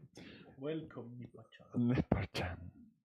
Wasn't there like a series where they humanized the tools as well? I don't know. I know one of the Societean girls that's called Kotobuki. She's a model kit builder. Okay. And you get like all kinds of modeling stuff. I guess I've seen this, like a little compressor. Yeah, she's green hair. And what I really like, she has like a foam case that has like plastic nipple parts as part of a foam case. It sounds very impractical in real life. But I guess then there are like people who have like really ridiculous phone cases. Yeah. Yeah, it's like bunny ears. But like bunny ears. But nipper ears. Nipper ears. Oh yeah, did I tell you I got some new Blu-rays recently? Really? No, I didn't. I found the label MVM. That's like a UK label. Okay. That had a big Blu-ray sale right now, and I got the collector's edition box for Princess Principal. That usually retails for like £90, and they sold it for 15. Yeah. So that's quite a big discount. Yeah. So do you have to pay like taxes, duties? Yeah, of course I have. I bought that box set, a second one for Ralph because he really likes the series, and I also got the whole series for Busoshinki, which I was really thrilled to get finally. That one was only like £4.99. The whole series. £4.99. Yeah, £4.99. It was like a real, fire sale. It's like a meal, a proper meal. Yeah. Okay. But I had to pay like $18 on import taxes. Yeah, it's just taxes, and of course then there is a handling fee that is also pretty significant if we deal with those low value items, because most of them there are no like duties on figures or stuff you import normally. The thing you pay is just the thing you pay is just taxes, so you have to pay them. It's just our normal tax, and then it's the handling fee, and usually the handling fee is like 1/3 of the whole value, so it's pretty significant. and maybe in the future it will still go up. Yeah. Because I don't know if you heard, they want to like cut down on the value-added tax for groceries, Okay. like for essential groceries, yeah. like just vegetables and stuff. So Yeah, basically, that would be welcome. really okay, but there's no like meat and stuff. Like they are pretty limited what they will do. Okay. So I don't know. So, but of course, this will cost a ton of money in the grand scheme, and they want to offset those costs with a special fee or tax on. Especially on model kits. Yeah, not really, but like imports in general. So if you order something from China, like I did, like with the Temu and stuff, you will have to pay a fee. Yeah, I mean, imports from Temu and stuff will be getting more expensive because they started to close all the loopholes the Chinese manufacturers use for their free shipping schemes. I mean, I hear this like for 5 years now. I still pay nothing, so I will believe it once it's here. They started with it. That's why. For example, Timo is on its last leg pretty much in Europe. Yep. Really? As far as I heard. I don't know. But yeah, I mean, so yeah, so this was like kind of interesting that they will do it. So yeah, I mean the thing is, if that's what it takes to make groceries really affordable again. No, it's not even that it will get affordable. It won't happen, man. Yeah. Then they will just increase the price of the. Sure, that of course, because it was like it's always the same thing when they give incentives. Yeah. It was the same with like the central heating when you got the heat pump.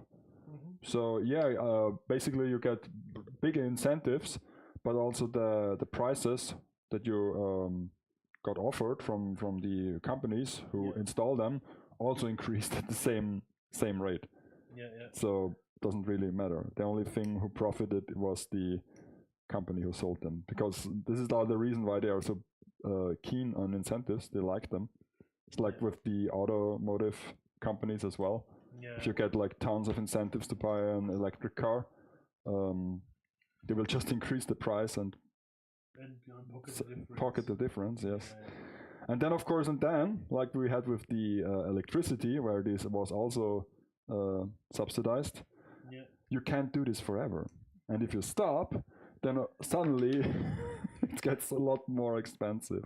Yeah, are you looking forward to paying more for your electricity for all the AI data centers? Well, I mean, I can offset this on the stock market pretty easily. It doesn't really, right now it doesn't really affect me, but it was the same like with the when they get themselves in a corner with the, what is it called, the public transport ticket in Vienna, when they once set it to like €1 a day for like a whole year, because this was their marketing thing and scheme, and they kept the price like for 10 plus years, what was cool, but now they had to increase it, and of course they didn't increase it like by €1 or €2, they increased it by a lot because they hadn't do it before. Yeah, they could only keep that price because the entire area around Vienna had to compensate for it. Yeah. I remember when my tickets to Vienna got doubled overnight. Yeah, God. It's so expensive to travel to Vienna by train if you don't have an annual ticket or a season ticket. Yeah, I'm glad I have my Klima ticket. Because last year I wanted to go to Vienna by train, and bought like a single ticket. Yeah. And well, it's kind of expensive. And if I compare it with the costs of moving there by car, and even paying for the parkage ticket, it's not really a difference. Yeah. It's still cheaper by car, depending on how you calculate the cost of a car, because I'm also not a big fan of those like, oh, you have to include like usage of the car in this calculation, because doesn't really matter all that much. If you let it sit and don't drive, it will also get damaged or like fall into disrepair. So yeah. And of course the insurance for the car stays also the same regardless if you drive or not. So Yeah, there was only one thing that I was surprised recently, price-wise in supermarkets. What was Did it? you notice that? I mean, I guess you noticed too that butter finally. No, I didn't notice. No, I didn't notice at all. I read it online. So, butter is now getting cheap. The only thing I noticed recently was that there are no eggs. That now we have an egg shortage. The thing is that that's something I didn't notice because the biller at Praterstern is always stacked with eggs. Really? Yeah. Nobody buys them. They only buy booth. Because Sat told me about the egg shortage. The egg shortage. And I was at the biller right now, and I sent him a picture of what the egg shortage What you mean. egg shortage? And he was like, "What the fuck? Where are you?" Yeah. So yeah, But yeah, now the butter was actually pretty ridiculous before. When really? The cheapest you got, it was like €1.89. Yeah, but how much butter does one person need if you don't bake? If you bake, it's a different story. Because my mother used like if butter is. I mean, not that much, but it's a difference if you pay $1.90 or $1.20. Yeah, it's a difference, but yeah. Only if you buy like 5 of them each day, I guess. So because like my mom, when butter is on sale, she buys like 10 kilos of it and freeze it to have it for the bakery at Christmas. I mean, if you for example you eat some butter for your breakfast, it's okay. For your bread and stuff. Yeah, I don't do this. And you eat it regularly, it adds up. I think, but still, I don't. Also, I take note of what the overall bill is for the item because I always eat the same breakfast. Okay. And I take note what the overall bill is for that breakfast. Really? Okay. And yeah, I noticed that it got a lot more expensive over the years, and now I know the chunk missing because the butter got. So how do you track this? I just think I'm buying the bulk for the next few days. Okay, so you buy and I just memorize what I paid overall. Okay, so you're just buying the same things. For example, this time it costed $15. Okay. Before it costed $12. And that would be a pretty interesting thing to do because I just write all my bills down. So, but I don't, think too much about it. But this would be a pretty interesting thing if you really buy the same items each week. That's what I do. Really, like really all the same. Not really. I remember I'm pretty. So for example, for my breakfast, I every day I eat the same thing. I switched it up a little bit recently because before for my breakfast I ate one slice of bread, two slices of bread with some. How to say in English? Some kind of spread or? No, it's like Schweinsbraten. It's like thin slices of roasted pork. Yeah. Okay. And cheese, and on top some radish. Okay. And now I switched up to one of those breads and fried egg. So tell me, it sounds like a bit of this old Mickey Mouse cartoon where they slice the bread really thin. You mean the World War II one? Yeah. Yeah, we have to take the commune coffee bean and dip it into water on a string. Yeah. The community coffee bean. The community. Can I push this in as far as it goes, or do I have to like? Where do I have to put that? So like this. Let's see. Yeah, just put it inside. Really, I'm just. And does it matter if it aligns perfectly? I mean, it should. You have So it swivels inside. Yeah, the holes have to align, and you can use a toothpick or something to realign it when you plug in the Yeah, sure. the pigtails. Oh, okay. So it's a hole from the other side as well. Oh, I see. Toothpick. That's something I don't have. Or something, a screwdriver. Yeah, I can pick one up from the workshop. Okay. So I didn't notice that there's a hole in back. Okay, now it makes sense. So yeah. So I didn't. Yeah, but usually I don't notice any changes in prices. Only like for certain things, like sweets.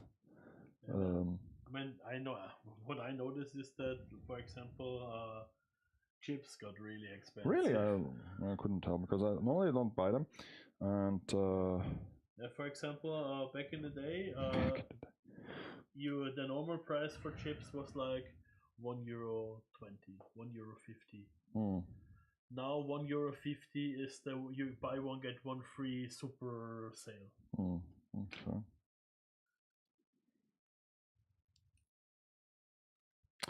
I see. You pay like $3 for a bag of chips now.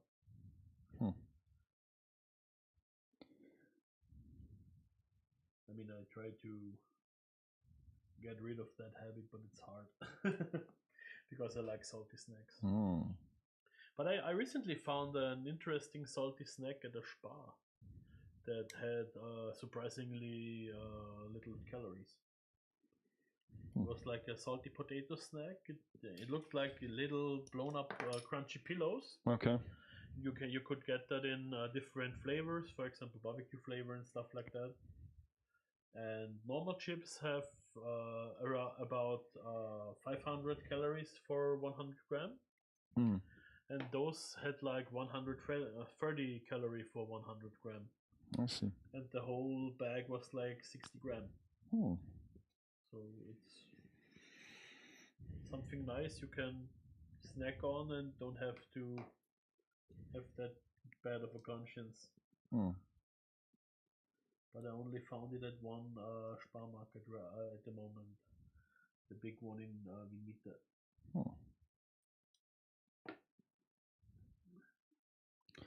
So yeah, but I also tried to cut back on sugar this year. Yeah. Started in January. So basically, I try to limit myself to like only sweets that are offered to me. Because in October I cut them out entirely. Yeah. So if somebody offers me a slice of cake, I wouldn't take it. But now it's like just okay, whatever. Because then I only have like this one slice of cake. Because if I bought a cake for myself, I would eat the whole cake. Yeah. So I couldn't limit myself. But yeah. Is that a hint to bring you sweets next time? I will accept them. No, that it's like at least I'm just kidding. At least I try and this and when I have to when I want to have sweets now, I have to bake for myself because this would require effort and I won't do it that often. I tried to curb my cravings for sweet stuff just with zero sugar drinks and stuff like that. Yeah, this is also what I allow myself. So like zero sugar or like. I'm still on the monster. Okay. Do you have a counter as well? No. So what's going on? Where did it even go? So it got behind you. It bounced off of you and then got second counter part that fucked off completely. Yeah, fucked off completely. So yeah, okay. So now that counter makes sense. So yeah, what was I trying to tell you? So yeah, I mean, I still put like sugar in my tea sometimes and stuff like this. I mean, I actually swapped from sugar to honey in my tea. I don't like this taste of honey. I like the taste of honey if I like eat it raw, but not even then. But I have special honey for it. Special honey. Oh. I have like a Croatian crazy dark honey from like needle tree. Okay, pine tree. Okay. The pine tree sap. Yeah, it's a really dark honey, but it's really nice when you combine it with those Christmas teas. That's maple syrup. That's maple syrup. It's not honey. Yeah, but no, but it's only like a habit. I notice it every year in October when I stop it for 1 month completely. That you don't really miss it. It's just no.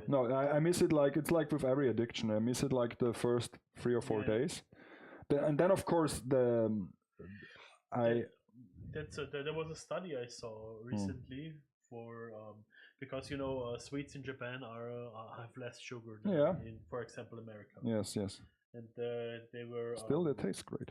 Yeah, they were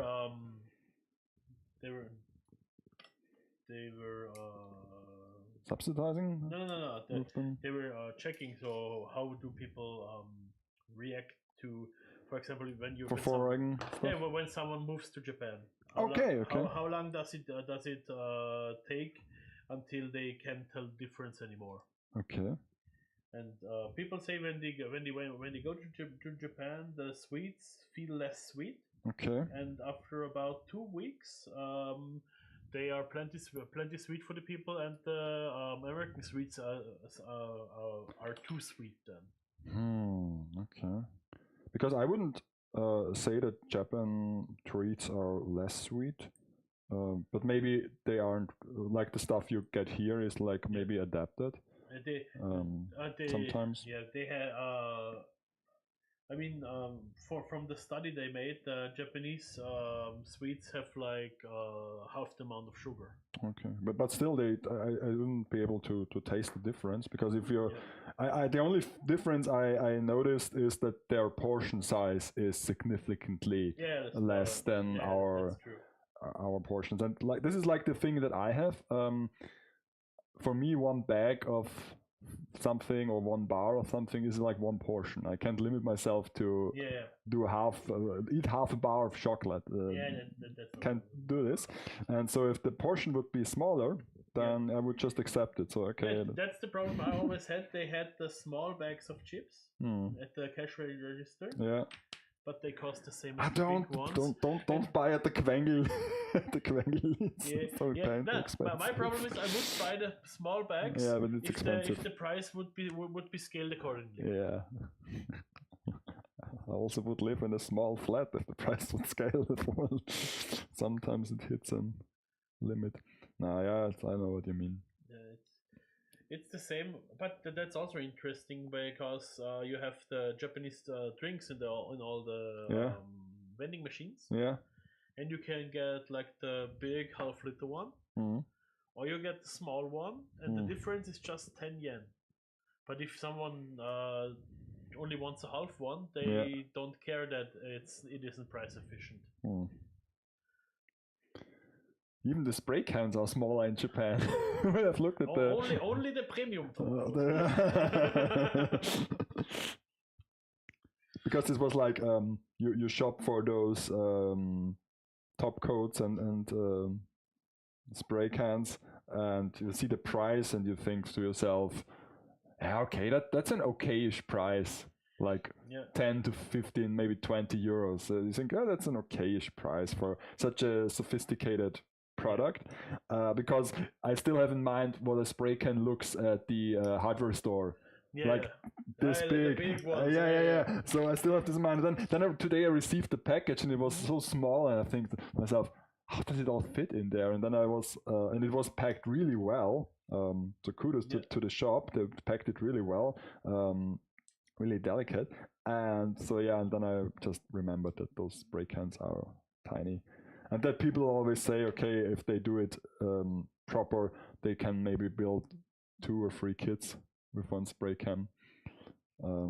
It depends. The normal sized ones are okay. The premium top coat that is really small. But I got basically the rest of a can from someone else, and I still could finish the one kit with it.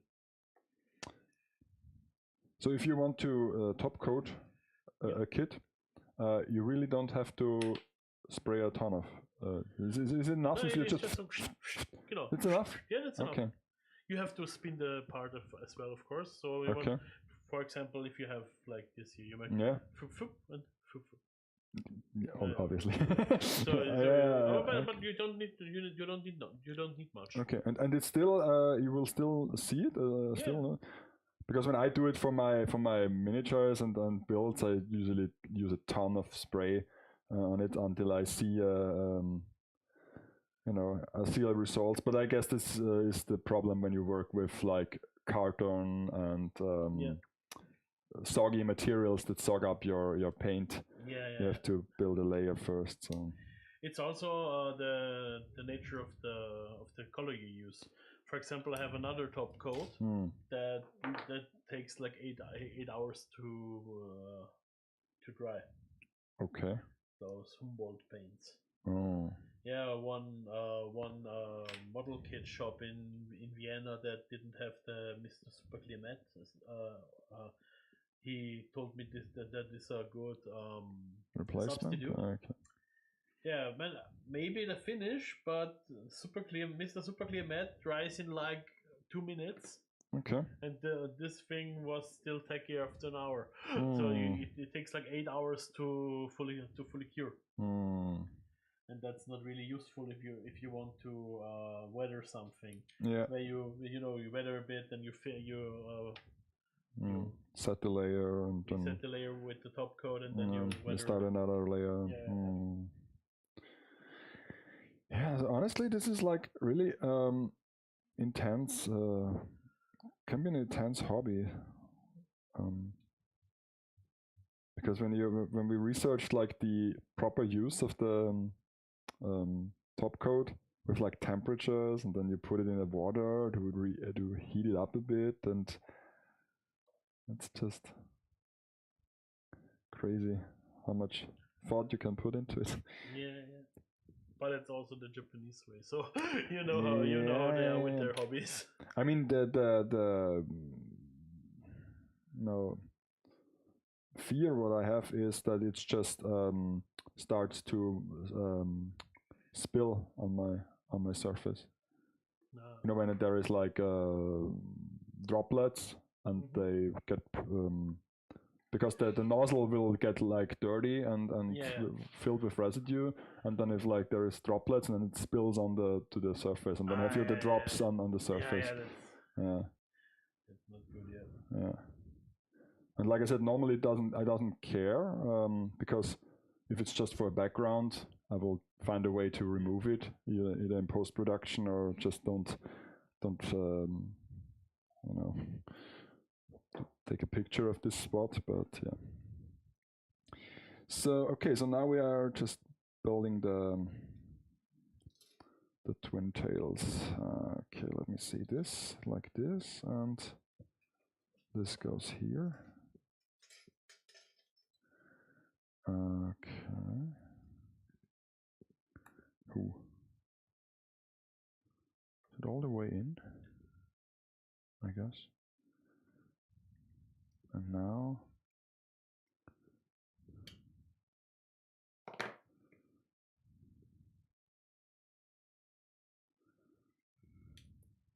how does this even work?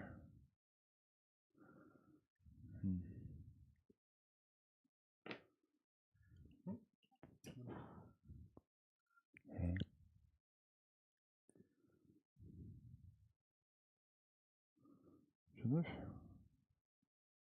Oh no, it's this way. Okay. I guess. Yeah, it should be applied here. I think. No, not. Okay, I have it. I have it now.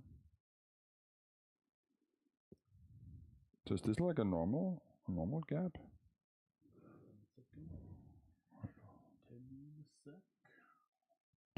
I need the putty. I don't know.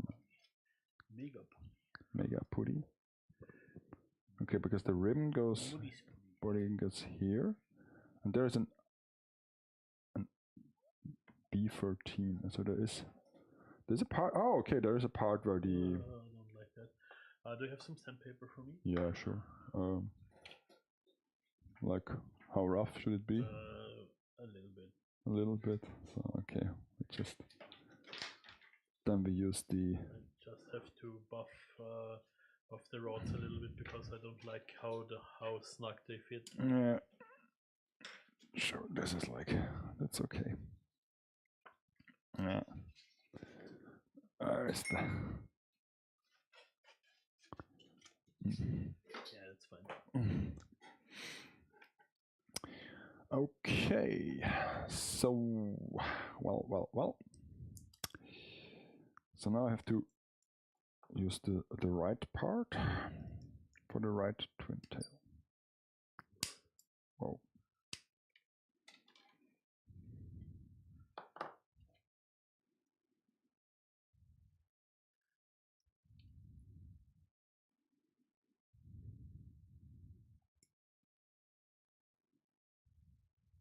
No, that should be sufficient.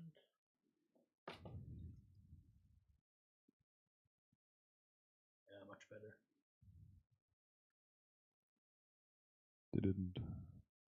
Was it too stiff to move? It could move, but it was a little bit too stiff for my liking. Because those shear forces are always the worst thing. So did you break? So is this like this gap? Is this a thing? It looks like it isn't in all the way. Is it the right part? Yeah, Sure. it's just 3 pieces. They're like Which ones? this part here. Because I.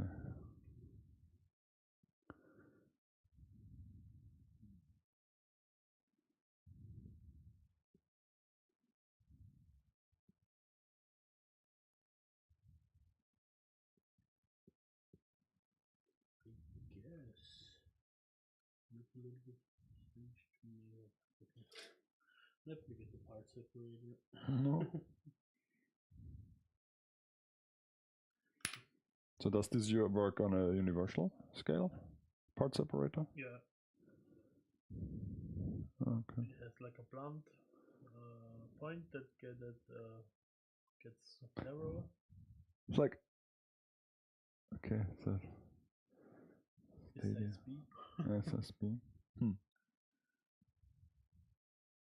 The thing is, I don't really recommend trying to take this apart again. Yeah.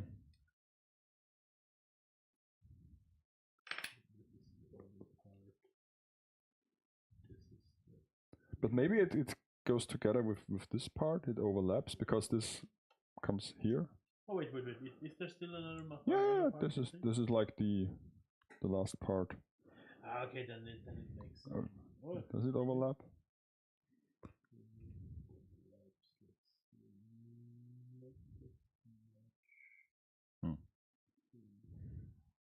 Maybe we have a second twin tail. Can still make it.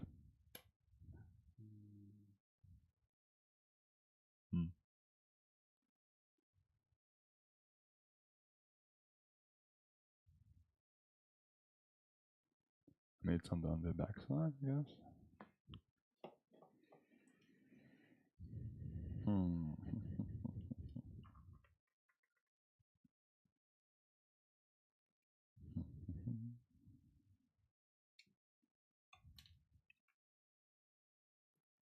Here's the seam, okay.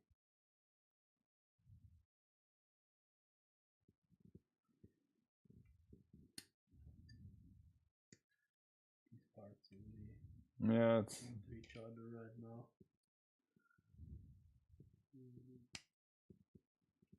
I mean, you can do the other side and show it to you before I press it together.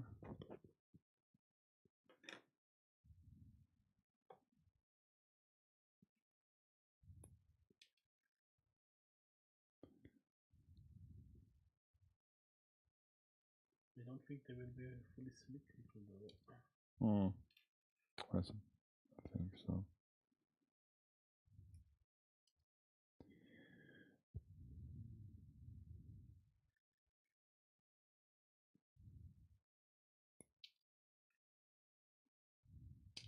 Yeah.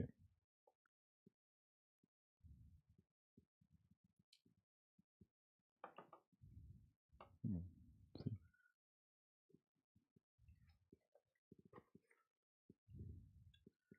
Maybe it's the wrong part. No, it can't be.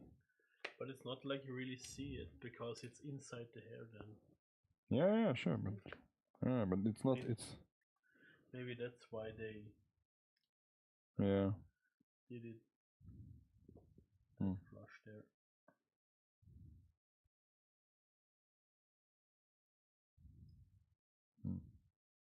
Yeah, I mean, you won't see it. We need the putty. Fill it in all the gaps. I mean, the one thing, the only thing that that makes me a little bit, I think, is that you can see the little bridges between, because the hole is pretty normal, because you want to have the illusion of separated hair strands. Sure.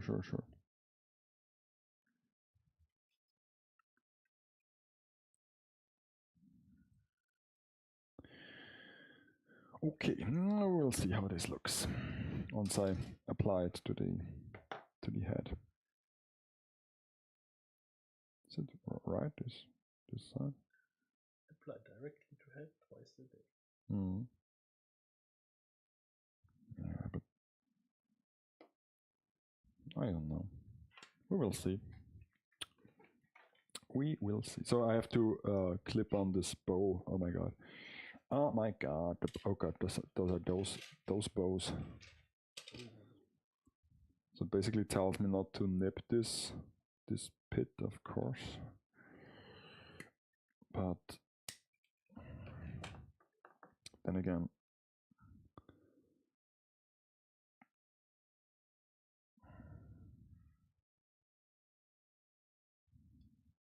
ooh, so tiny.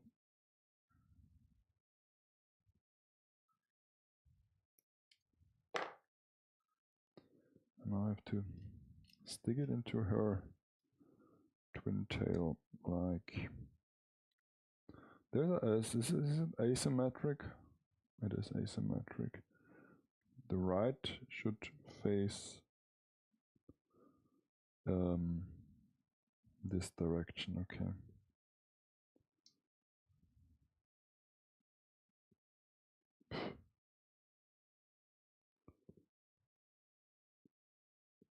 Okay, I managed to.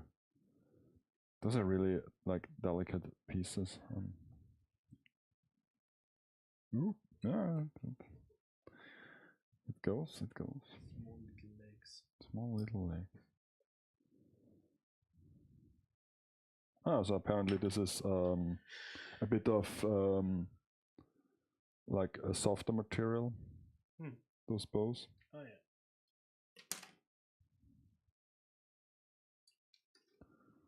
Okay. So now for the second one, then we'll see how this works. Maybe I should just not press on the keyboard by accident. That would be not good. Come back in a minute. Okay.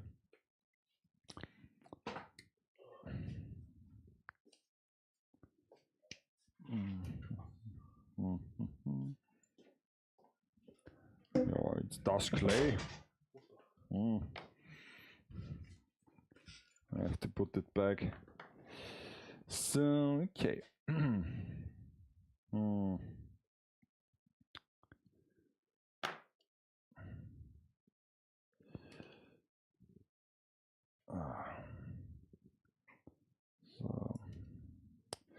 Okay, so first impression of this new kit, of this new experience, building a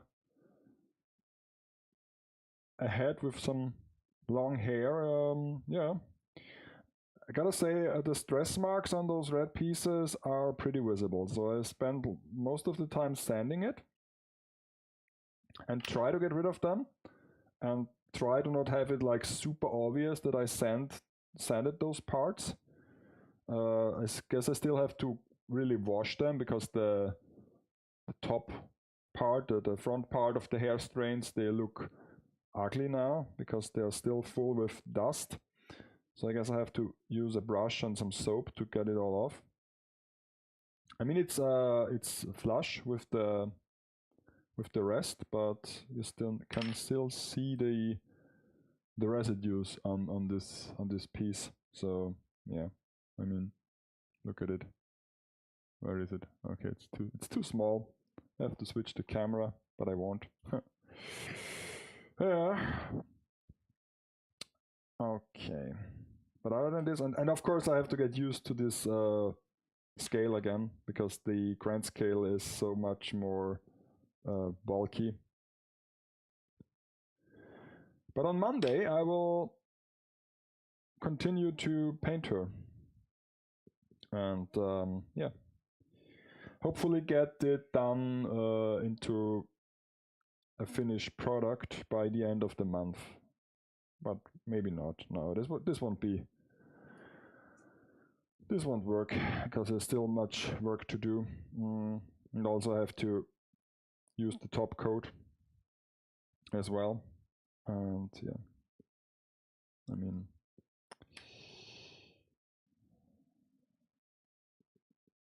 so okay. Okay.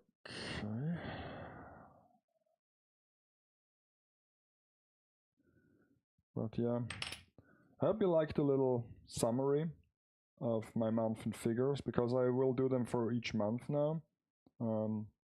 Try to have it done in yeah, like with a bit more care put into it, because today I was like waking up, get some coffee, and then get in front of the camera and filming it, and then I edited it down so that it was ready for today's stream, because I really didn't plan to have a build stream today. But then again, I still had Oki's gloves.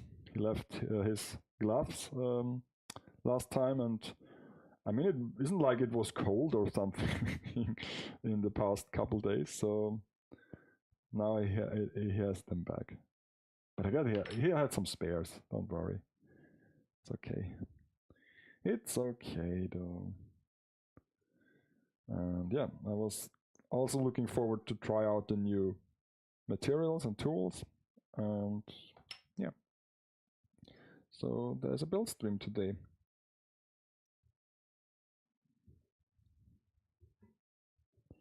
Oh no. Teacher is coming back. Have to behave.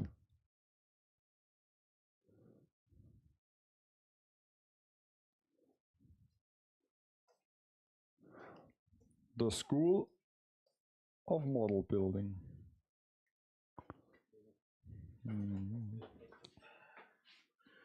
Okay, let's see what's next. Next are the ARM units. So how big is this in like real life? The Strelitzia? Yeah.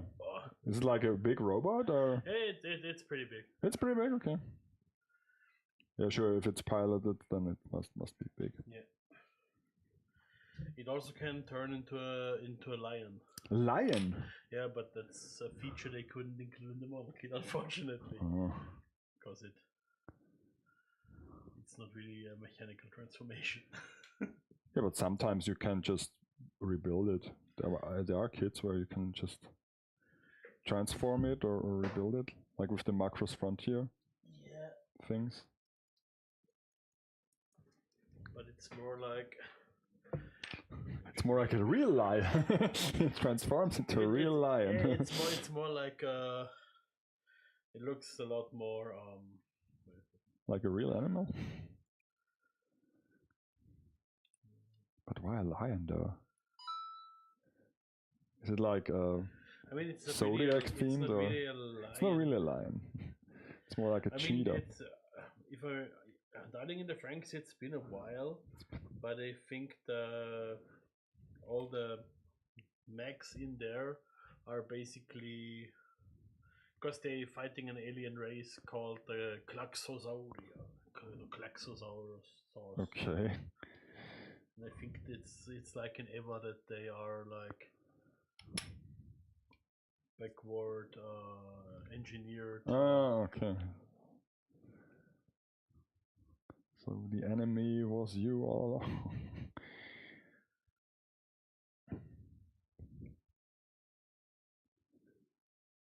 Okay. If I remember correctly, it's been quite a while. Hmm. Guess this is another series that is purely kept alive due to figures. Because there are still like 02 figures coming out on a regular basis. That's true.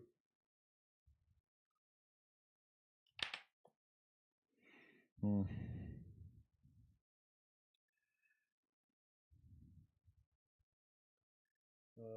The cannon size of Strelitzia is between 55 and 80 meters. 80 meters, okay, so let me put this in a frame of reference. 80 meters, this is like 3 times our warehouse height, approximately, so that's kind of about big. as big as Gypsy Danger.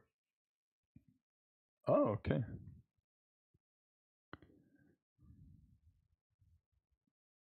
Or like the Eva 01 is a little bit shorter. That's interesting because. But the Evas have really differing sizes. That's interesting. Did you know that 80 meters is approximately the height of the freefall tower at the Prada? Ah, really? Yeah, that's. Ah. Maybe they should build a mech around it. Yeah, because I looked it up recently when I went to Phantasialand in Germany, and I rode the freefall tower. And I was interested if this is as intense as in the Prada, but the one in the Prada is almost double the height. So. This is the lion form. Oh, okay. With like what is the tail reminds me a bit of the Cell tail from Dragon Ball. The tail becomes her lens. Okay. Or the lens becomes the tail. And it sucks out all your juices. Maybe. Your talent. Your person. Oh. So, let's see. There are also other mechs in Darling in the Franxx, but I don't know if they have any model kits. So is this the main? That's the main one. That's the main one. That's the one 02 pilots. Really? Okay. 02 and the main character together.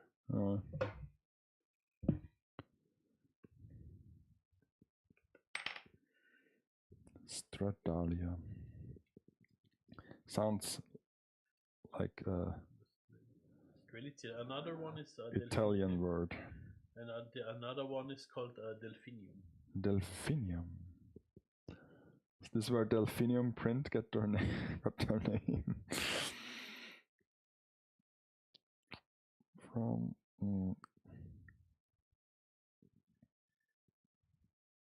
But as you can see, they look quite alike style-wise. Yeah. It almost looks a bit like a Pokemon, like the newer generations. It's a little bit like the newer humanoid Pokemon. It's true.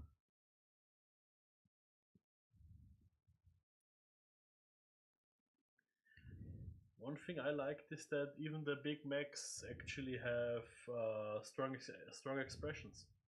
They are basically big characters.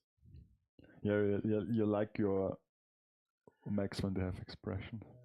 It's like the girl. I like my mech girls angry. I like my mech girls angry. or cute.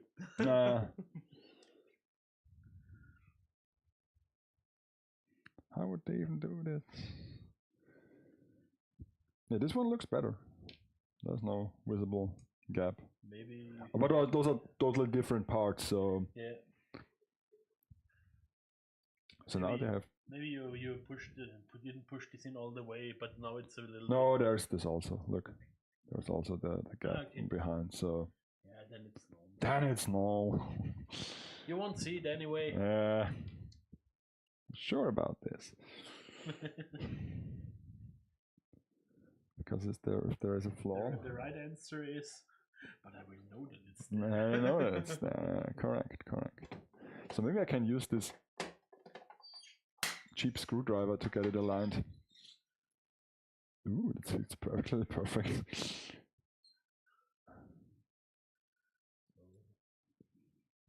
Yes. Okay, I have to build this thing.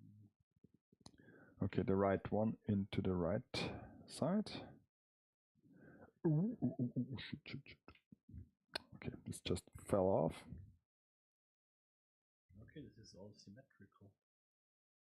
Symmetrical.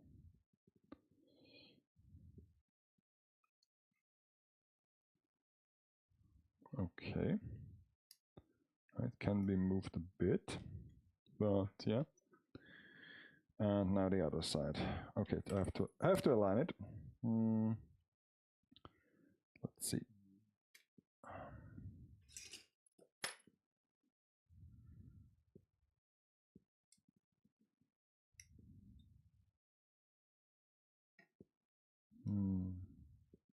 Yeah, you.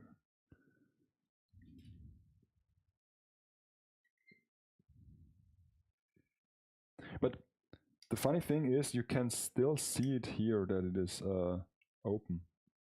Okay. You can also see it here, so well, Okay, then it's normal. Huh? Then it's normal, yeah. Yeah.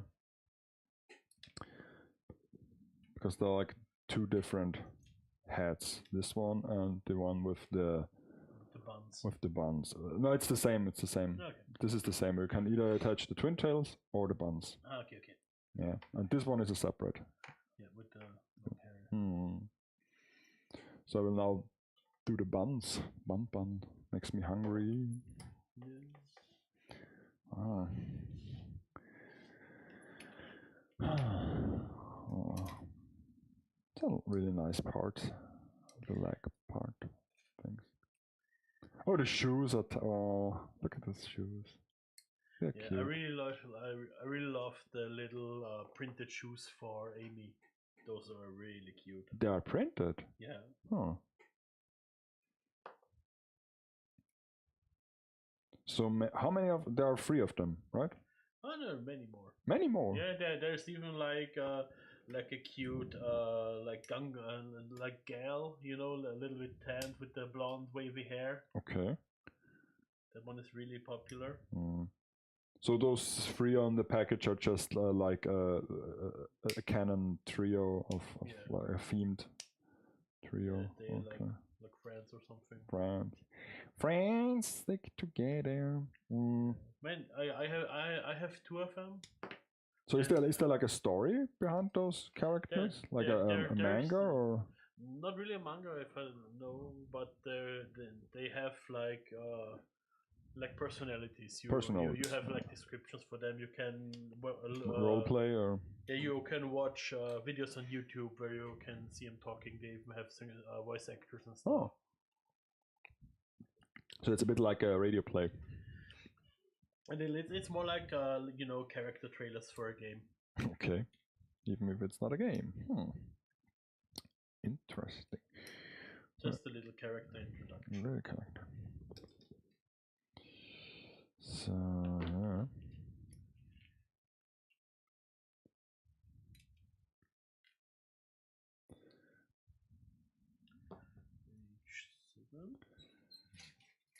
So I don't know if you noticed this, but they last week or like this week they announced a new anime that is coming in 2026 about like forex trading. Yeah, I saw that.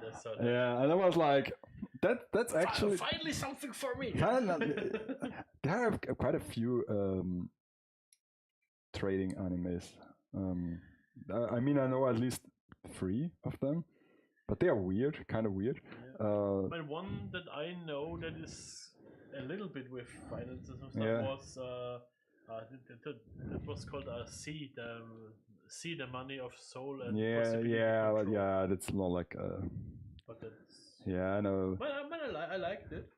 If you go this route, then you can say No Game No Life is also a bit like this. No, but there's like it's not an anime; it's a manga I read. It's like really about trading and financing. It's like really silly story about like a bunch of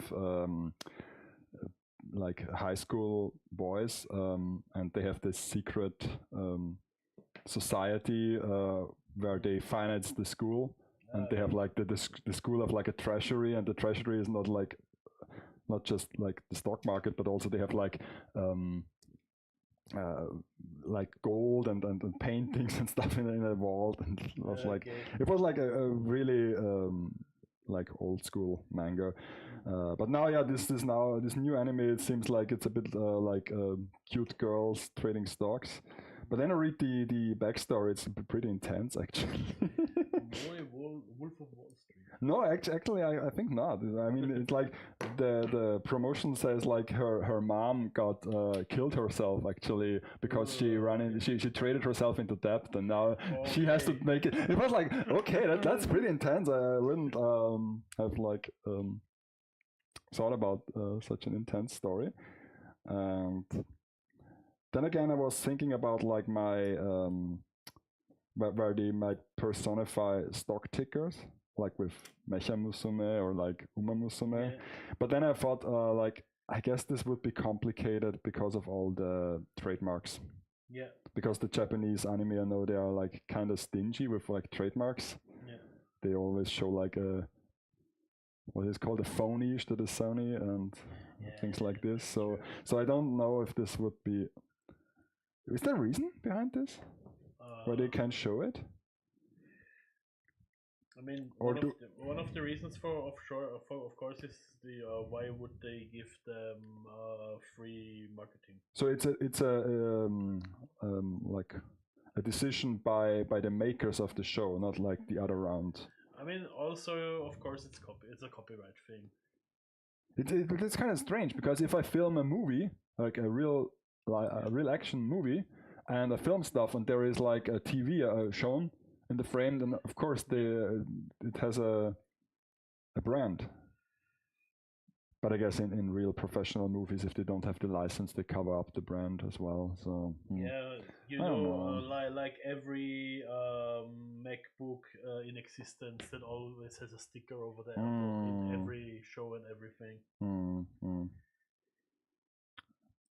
But yeah, it's kind of funny because they try to depict reality and then they have to come up with silly brand names. So. Almost dropped down. So this looks so weird. On the other hand, I think one thing that's also something they think about is how it feels to the reader. Because there are also people that would say, what the fuck, it's just the whole story is just a vehicle for product placement. Yeah, I guess. When you have seen it with the trailer of the new Naughty Dog game. No, I didn't. I mean, other that the character looks like shit, but you have seen there's lots of product placement. No, it's like Sony and Ferrari and all kinds of brands. Yeah, okay. it was the second most talked about thing about the trailer, other than the look of the main character. That it's all product placement. I really fell off a bit about game news lately. Me too. There was a time where I followed it pretty closely, even though I didn't play any games, but I followed it. But and now it's been a while since. The thing is, for me, I don't really like to watch game trailers or anything because so much can change until it comes out. You look forward to a game, and before the game, before you can get into your hand, it gets censored like 5 times. I don't know. I mean, the last thing game related I picked up on the site was that there is a new like Final Fantasy 14 major patch, and it now looks kind of like futuristic and stuff. What's up with that? So yeah, that was the last expansion. Yeah, well, what's up with that? Yeah, that's. I mean, I can spoil it. I mean, last thing I know is that they went to like a tropical island or like a. Yeah, that's the tropical island, and there's a whole. There was the different shards and the different worlds and stuff like that, and it has to do something with something like that. Okay. That it's basically one of the other realities that is a little bit more technologically advanced. Hi Aria, One-chan, Servus. Servus, hat es auch in den Stream geschafft. Hallo. Who is it? That's Adrian. That's one of the friends of the shop. Okay. If I'm correct, I think so. I think so. Yeah, I wrote him. Okay. On Discord that we are live today because he wanted to know when we're streaming. Why do I send this?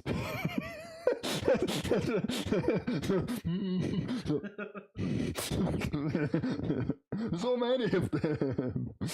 Oh god. Yeah. So this is the ribbon. The ribbons are god. He actually likes styling in the Franks. Okay. Yeah, Here you can show him the Strelitzia that Yeah, I can. Just let me like switch the view, so it's like this, and then here it is. So far. No, this was one of mine part. So like I can get it in focus if I try to. Let me see. Where is my camera to get it like this? Yeah, it's in focus. The horn, it doesn't even come. If you look at it like this, you can see the horn, and then you make this. It's really big. The last unicorn. So does this count?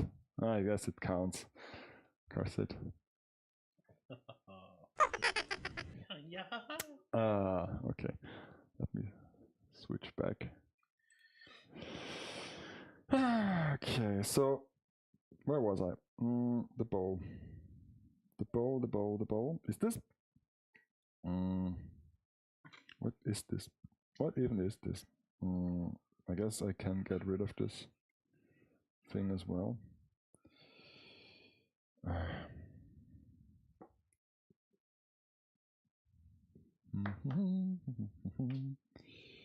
So yeah, this was the last game-related news I picked up due to commercials. Yeah, no, they have I'm like 2 patches behind, to be honest. Yeah, the storyline wasn't that great for this expansion, but it's also blasphemy. Yeah, but it also isn't quite fair to directly compare them, because the last expansion was like the end of a story. The culmination of 10 years of build up. So of course. But yeah, But I guess they have a plan. If they do something like this, I guess they have a plan. Oh, do they? Do they? I mean, they already know that the new expansion wasn't that popular. Okay, they already said that they will re-release it, reboot it is. Basically. Really? They are planning for something on the scale of Realm Reborn, but actually. Oh no. I'm looking, but because the engine is pretty old by now. Okay, yeah, really, quite.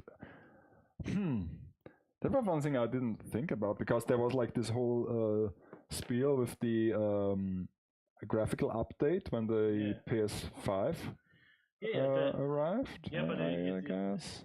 Yeah, but they can still do more. They can still do more. Yeah, I guess. One thing they said is that they will open up the full glamour options, so you don't have any restrictions anymore. Apparently.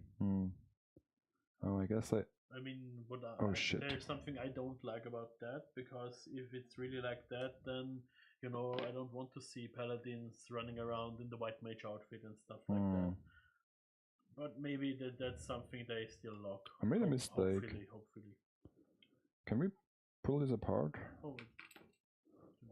Because I had to. It's like this. Oh, this way, okay. Yeah. Ah, thank you. Because I just have to clip in the bow because it's held in place by this other piece. That's nifty. Yeah, it's nifty.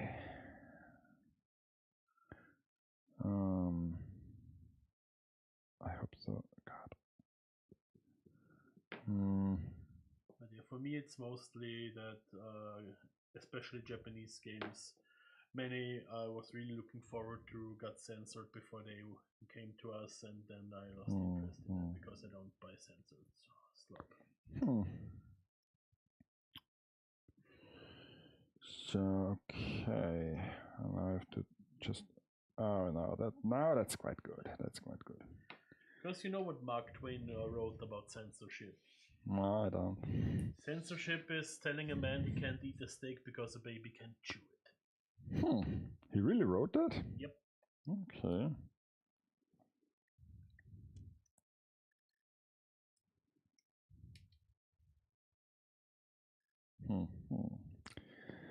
So yeah.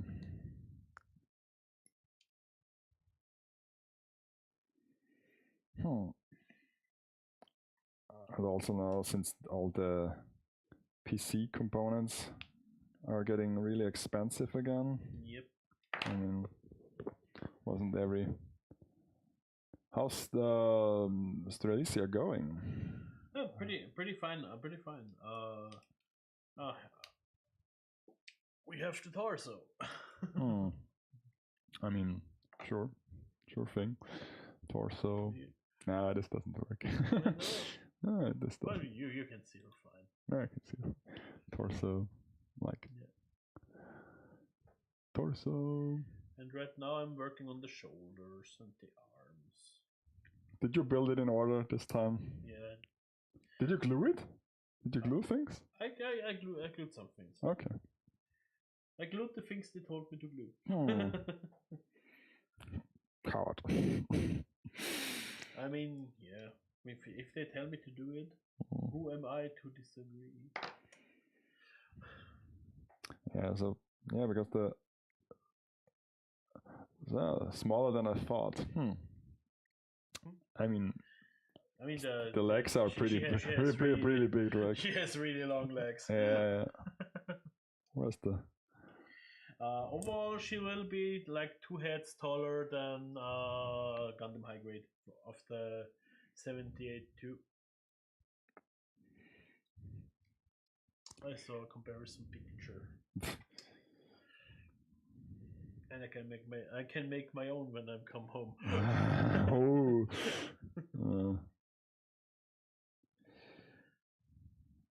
So She's exactly 2 Nendoroids tall.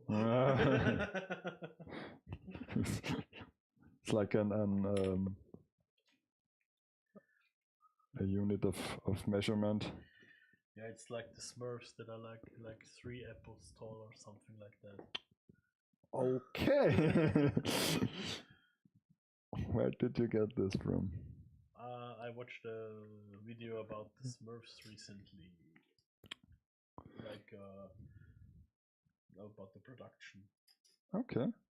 Was pretty interesting. Was it is this like a European production, or was it I think the original story is European, but the cartoon was actually I think it's American. Really?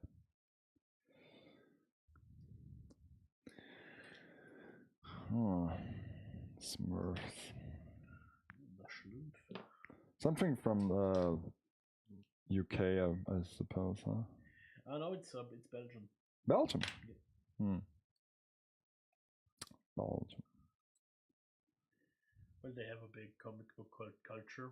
Yeah. All those yeah. Franco-Belgian comics, you know, Spiro and Fantasio, Clever and Smart as well. I think. Oh, Clever and Smart! Wow. I collected lots of Clever and Smart. Oh yeah.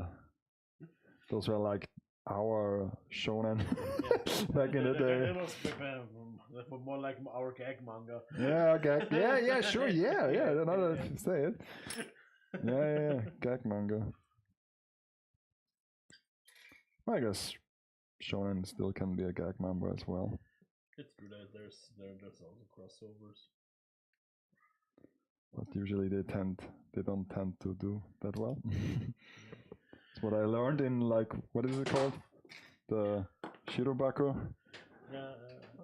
thing. No, the workshop falls apart. You know how it is. That's like saying Tom Turbo is our tokusatsu. Oh, it is. It is. Tom Turbo. This is like the whole Braitzina. The BCU. The BCU. Yeah, we never had the Tom Turbo Knickerbocker Bande crossover. No, we don't.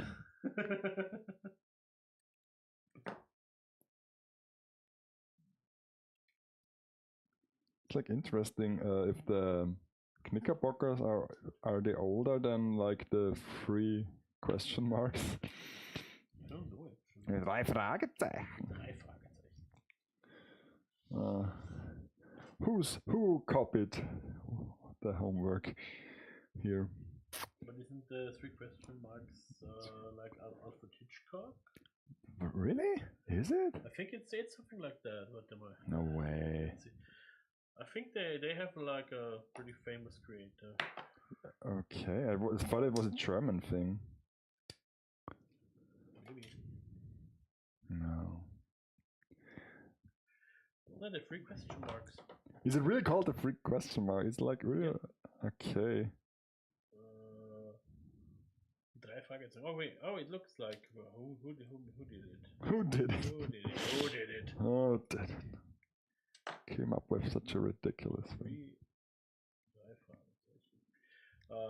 Robert Arthur Jr., who believed involving a famous person such as movie director Alfred Hitchcock would attract attention. So Hitchcock was involved. Hitchcock was involved. Yeah. Okay. Was published by Random House. Such a Random House. Yep. It's interesting that Hitchcock was involved. I really could have. It actually was published as Alfred Hitchcock and the 3 Investigators. Okay. I really would have thought this was a German thing. So.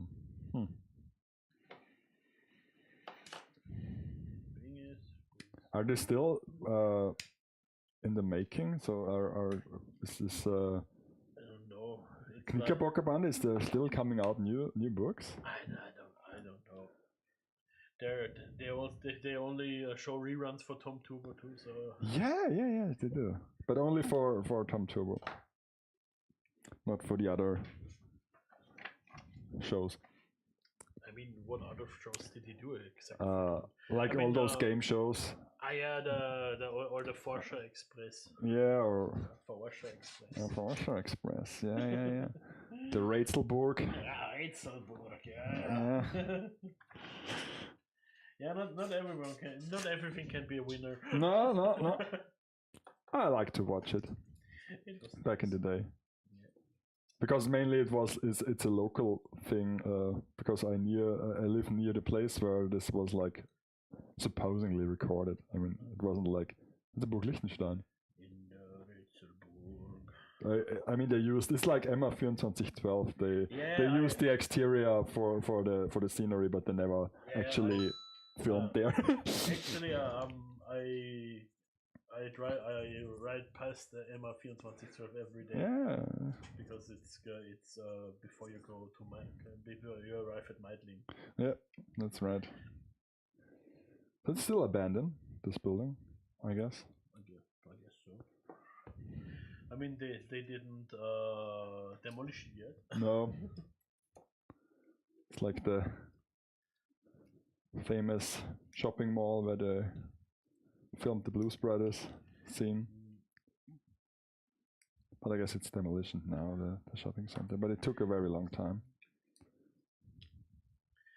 I recently saw an interesting video about the dying of malls in America and why they don't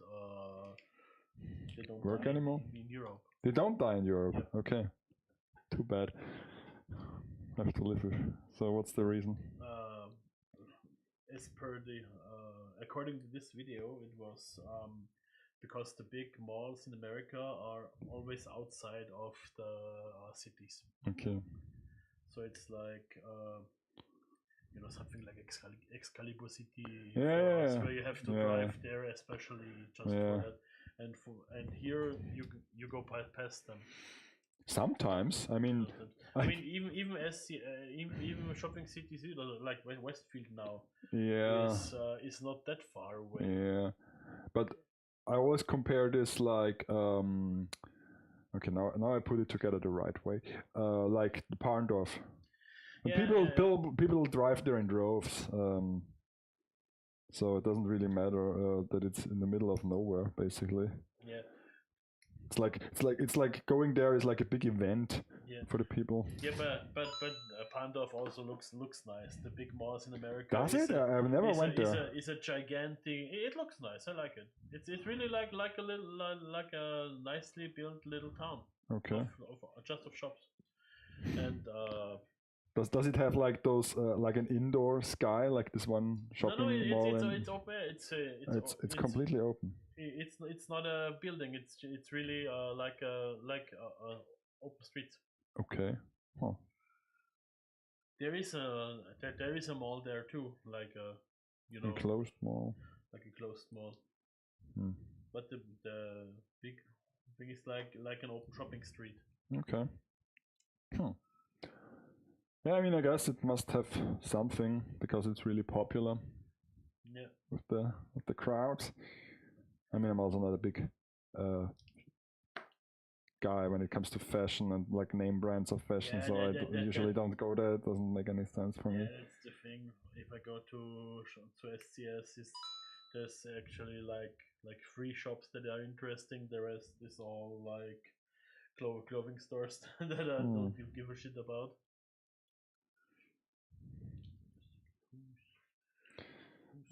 Who's texting you?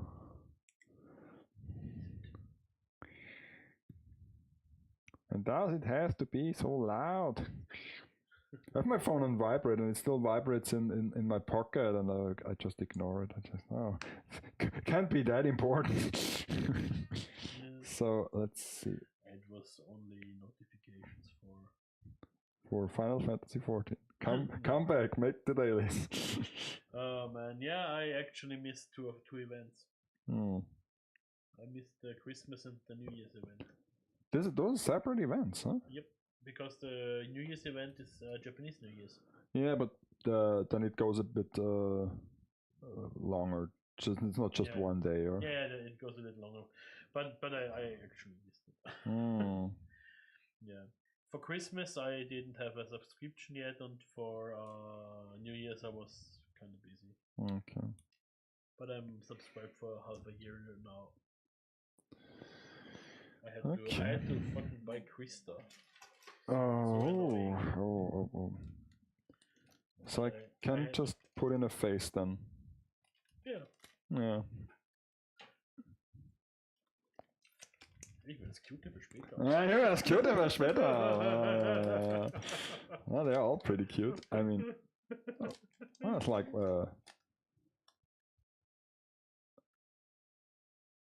they're cute. But what are the okay? The decals are. Oh, they are like pre-cut decals. That's nice. Oh, you have like those, like tiny things, whatever they are. Like. Oh, that's like sweat drops. Sweat? It doesn't sweat drops. It's like a little nervous sweat drop. Ah, okay. Can put on your cheeks. Okay. Oh shit. No shit.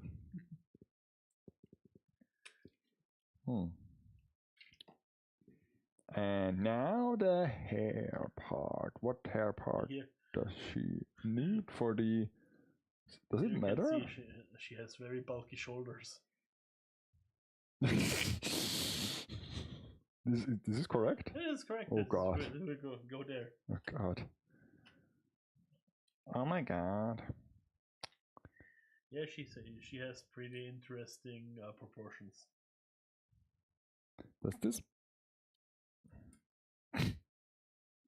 Didn't drop it. As I guess it. Okay. I had to find the right angle, but those tiny ribbons are a bit annoying, I have to say. I guess I have to glue them in. So okay, I managed to complete the head. Nice. So there is the head part of Emma. cute little Emma. I have to clean this a bit. But yeah, so Weihnachten ist ja dann Emma 24. yeah. Okay, now there are like a couple different hand sizes. I guess I will continue with this page and then it's the torso. The torso are just a few bits, so it's easy to build. And then I will... It's interesting that the polycaps are a little bit firmer for Moderoid. Is this firm?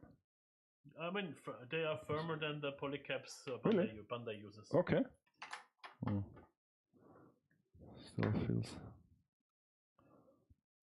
So I can use a second plate for the other hair. Is this correct? Yeah. Okay, let's do this, because I don't want to pull this apart.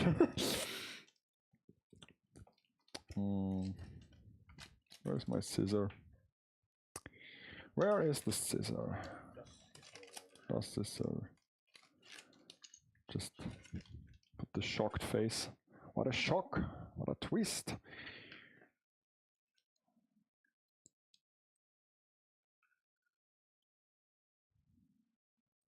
Okay. Ooh. And then I'll put this part over here. Okay, now I have two heads. So if I buy it like one more time, I can have all the 4 heads assembled. Is this a good investment? I don't know. Okay, so now the torso. There is an N layer. This one.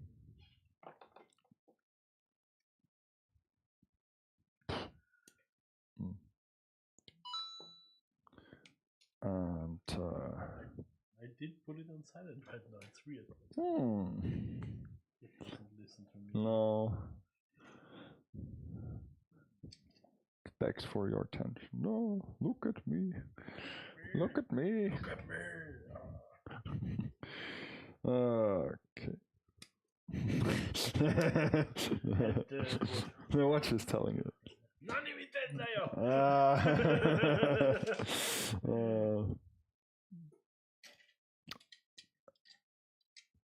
What is M? This is M, okay. M1, M2. Those are M1, okay.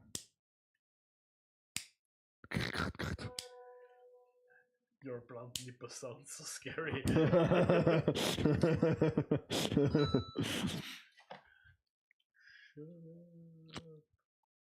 You notify me in 1 week. No, 1 week. Mortgage. Notify me in 1 week. Oh, this is the button row. It's like a separate piece. Yeah, they have nice color separation. J15. Okay. So I'm curious how long I can keep up with this regular streaming schedule. I mean, I guess basically until March when we start renovating again, like with the garden. Yeah. And once it starts to get a bit nicer out there, I guess I have to get outside a bit more. I was also thinking about like maybe traveling a bit this year. Like not to Japan, of course, but like visit other districts. Yeah. Yeah, I did that when I got my Klima ticket first. I went to all kind of towns in Burgenland. Burgenland. Oh, so that's the farthest you can go with it. It's not for the whole country. No, I have the metropole region card. That is Vienna, Burgenland, Niederösterreich. Should we go to the new tunnel that connects like Styria with Carinthia? The new Choralm-Tunnel. Oh, people are crazy about the Choralm-Tunnel. They have like. Yeah, let's go there before it's hounded.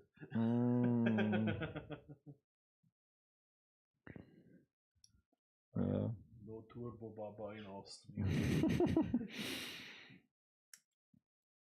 I would like to go to Minimundus again, but it's so far away that it's really kind of annoyingly far away. There's one restaurant near Salzburg. I would love to check out. Really, I me too. Yeah. would be no, it's not the same restaurant, I'm sure. Which one is yours? It's an Rauchkuchen? No. It's an Indian cuisine, so I'm not sure. I just don't like the spicy food. So there's one that's called Rauchkuchen. Okay. And it's apparently they got their first Michelin star last year. Okay. And what's pretty interesting, they have like menus. Yeah. So like five courses. Yeah. And the menu is a surprise every time. Okay. So the cook there, and it looks really old school, like So is it expensive though if they have a Michelin star? It's between 60 and 80 euro for the whole meal. Okay. So I've seen more expensive stuff. Me too. It depends what a meal consists of. Is it like a 3-course meal or like 4-course? Because I was also like planning or asking around in the family if we go to the casino at the end of the month because of my mother's birthday, but they didn't want to. And I checked the prices, and basically it's 80 euro for the package, and then you can subtract 10 euro for the chips, so it's like 70 euro. Okay. Überraschungsmenü. So it's really just one menu. Yeah, they It's not like something for vegetarians and something for. So it's just really. Ich kann es auf Deutsch antworten. Ja, Zu den Besonderheiten der Rauchkuchel zählt auch, dass es keine Speisekarte gibt. Bei der ersten Reservierung für den jeweiligen Abend bzw. Mittag haben unsere Gäste die Möglichkeit, die Zutaten der Hauptspeise zu bestimmen. Alle weiteren Reservierungen desselben Tages schließen sich diesem Menü an. Das heißt, der erste entscheidet das Hauptding und das Menü wird dann halt. What once again? So one person dictates the menu for all the other persons. The first one that orders can choose the main ingredient. Okay. And that's the menu that's for the whole evening. Really? Yeah. Okay, and who decides? Who chooses? I mean, who is the first one? The first one who reservates for this day. Yeah. And they tell you that you are the first one. Yeah. If you are the first one, they ask you. But what if you don't show up, or if you don't like? Yeah, then they still make it. I don't know. they have to decide sometime. Yeah. Okay. So if we like reservate a table in like 3 years. We are pretty much the first ones. But they Okay. will do wishes for vegetarian Okay. or for thing you're allergic to or something like that. Yeah. But you have to tell them this beforehand before they make. The price is between 60 and 70 euro. Okay. Here's, for example, an example for a menu.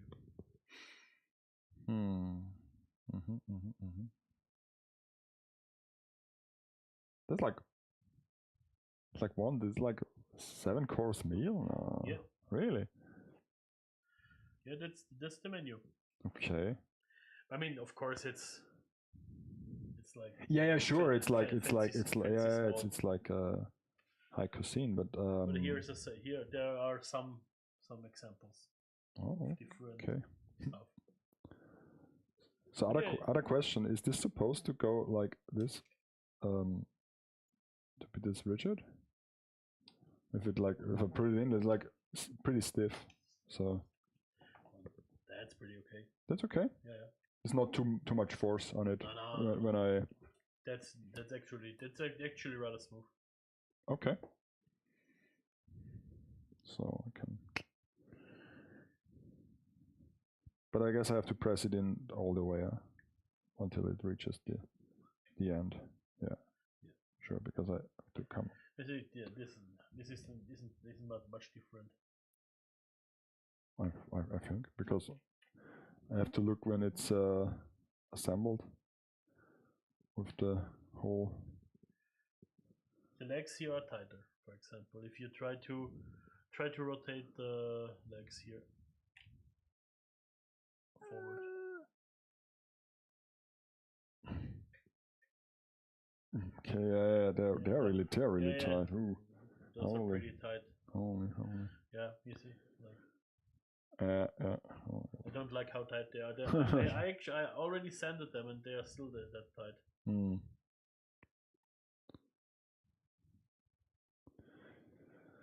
So I guess I have to press this in a bit with a screwdriver to get it flush. Yeah. Okay. Now it's there. So these are for the arms, and so now the N runner is like has to be a color, or has it? Yeah. Like, what is the N? What's our? No, it's white. Okay. N for Nostradamus. Oh. So it looks like a cape. And 6.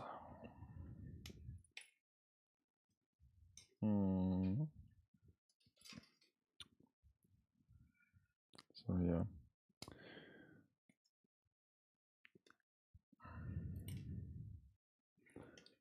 Sometimes you have to be really careful when you clip it out. Yeah. For example, here is a good example where you have to be careful where to cut. Yeah, sure, yeah, because this belongs to the piece. But you know, when you're in a rush, yeah, when you rush or when you're in the zone, distracted, yeah, sure.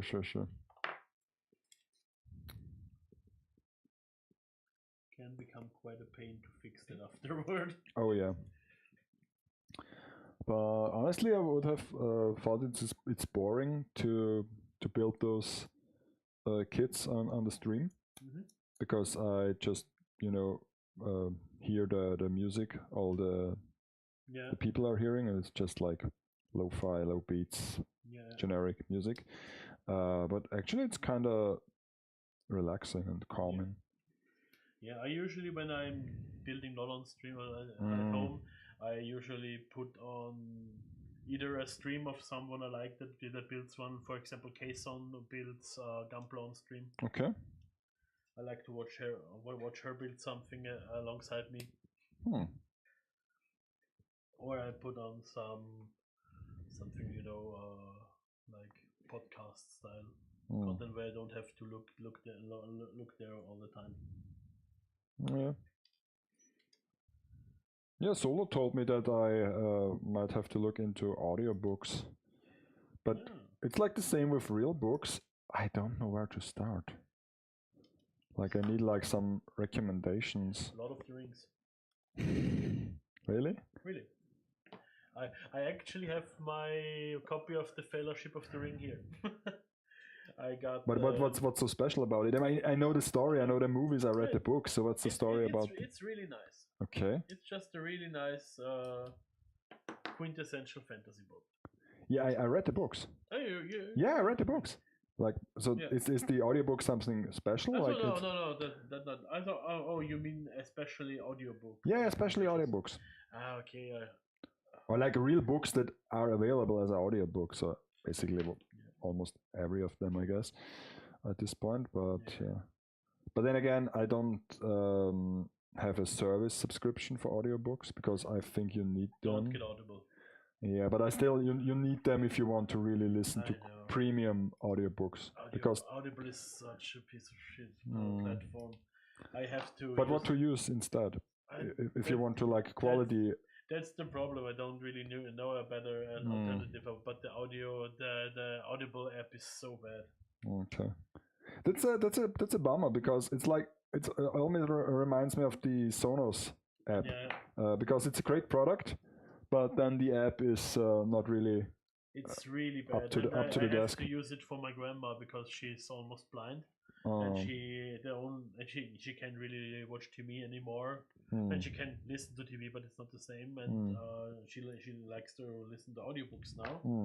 And I download the books for her, and it's such a struggle in the fucking app. Actually, there was like a piece on the radio that I listened. Was a report.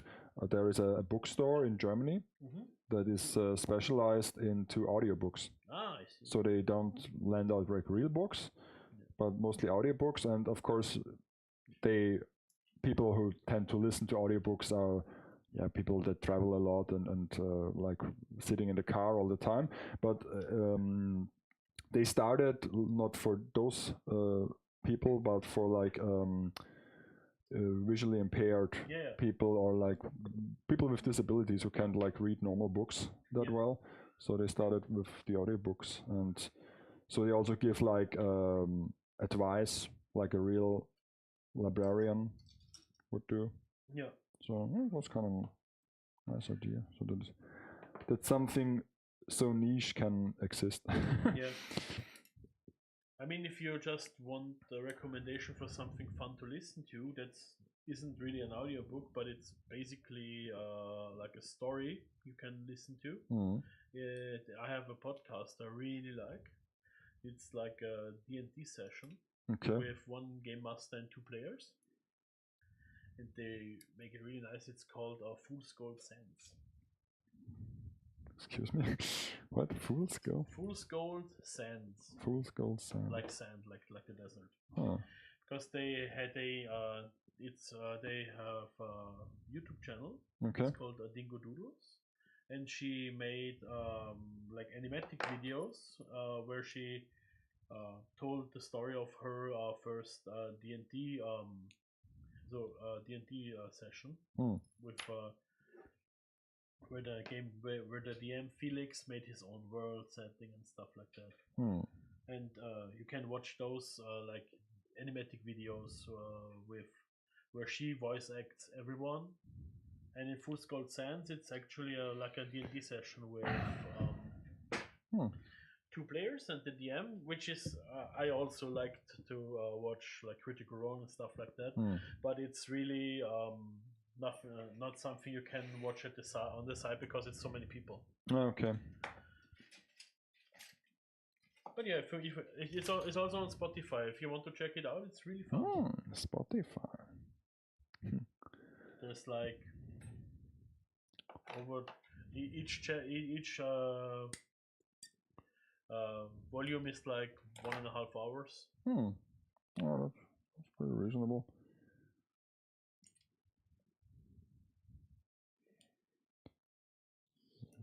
They also made some anime style openings on YouTube Oh. that got animated by one of the players. Hmm.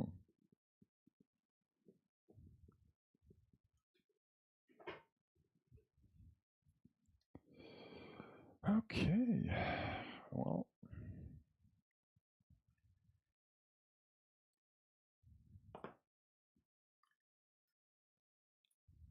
Otherwise, what's also really nice to listen to, I have some YouTube channels I like.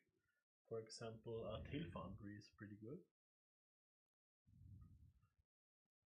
Do you know it? Hmm. It's like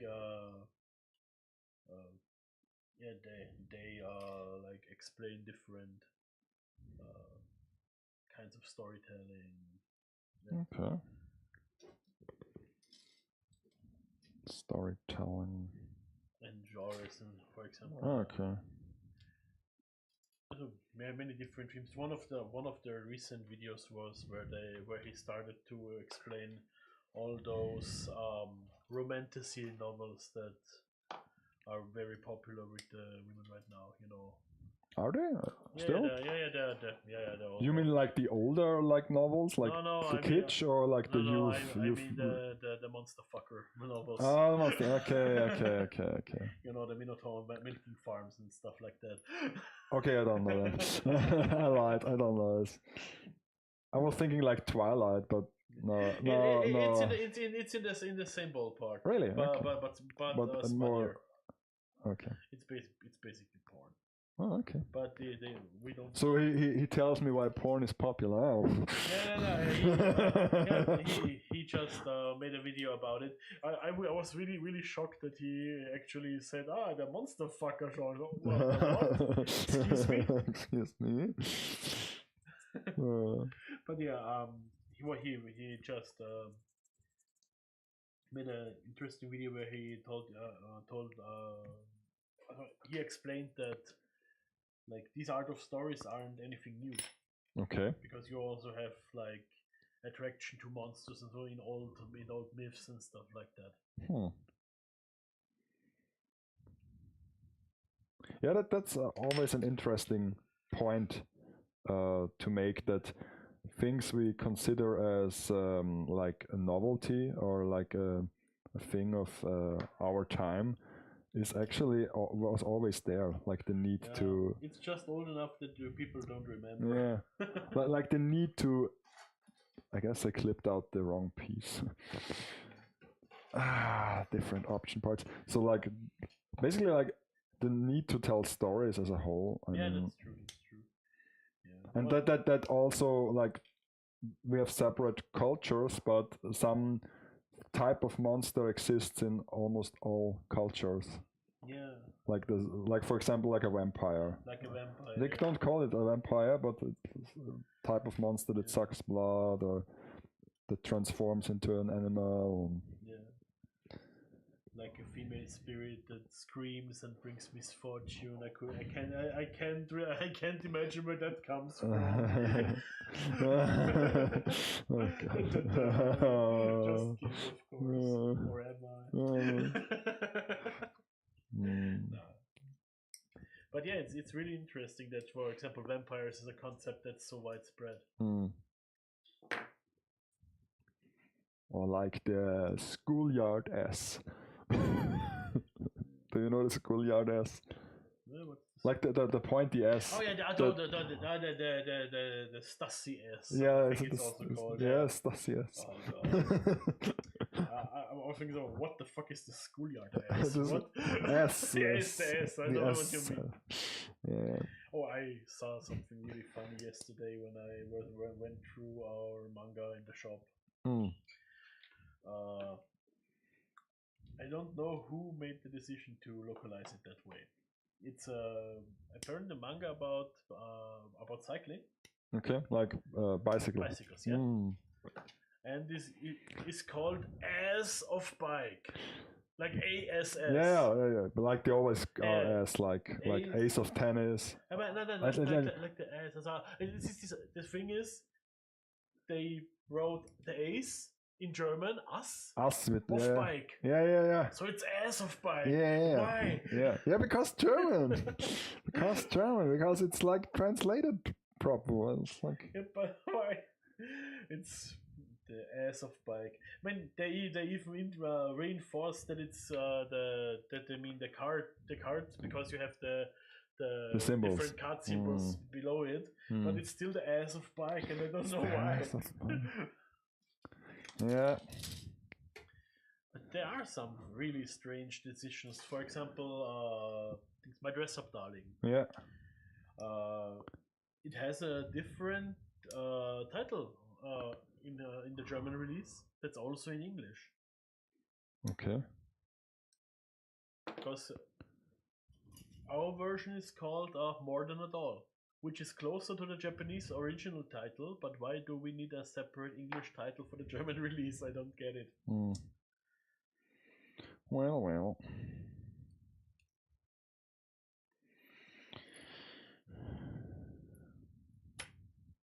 So, torso is complete. What does this say? I mean, those are not kanji and those are not romanji. This here? Yeah. This just means the slot is keyed. You have to put it in a. Okay. You see these symbols. That just means there's a specific orientation you have to put it into. Okay, but I still want to. Yeah, you can see it's like a half circle. And the other thing is also a half circle, so you have to fit. But I still want to translate this. Yeah, you can translate it. I'll translate this. Once you assemble these items, your hairstyle is complete. Choose your favorite bangs, facial features, and back hair. Okay. It's just information. What's this? Align the direction of the bumps. Okay. The direction of the bump of chicken. The direction of the bump. I was hoping for a little bit of like encouragement. So yeah, you're almost done. Press on, keep on building. Gambare, yeah. I was hoping for a little bit of that, but actually, it's just information. Okay, so now DDD. King DDD. No, also a thing I never played. I never played a Krabi game. I played some of them. So don't know much about the story, but apparently isn't it a dark story? The thing is, it's a really cute story, but the end boss is often some cosmic horror entity. Oh, really? Yeah. Okay. Cosmic horror.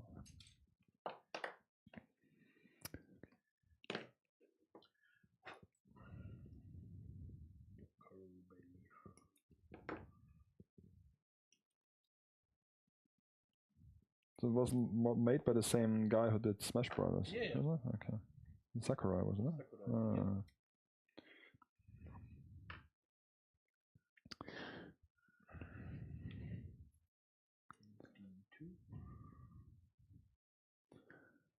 So you have a Switch 2, is this correct? Okay. I have a Switch 2. I'm really happy with it. The only bad thing about Switch 2 is since it came out, you can't watch any Nintendo related videos on YouTube anymore because it's all just a clickbait shit show. They are riding the hate train so hard, and I don't know why. Yeah, I mean, I guess it's like.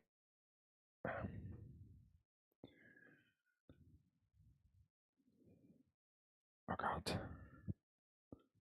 Why has to be this hard? And one thing that bothers me the most, I'm not very fond of the key cards either. You know, the game key cards. Yeah, I heard of them. I'm not very fond of them either. But then you have people that shit on it in the comments with, "Oh, I hate the key cards. I rather play on my Steam Deck." Oh, you mean your Steam Deck with all the physical releases for Steam, right?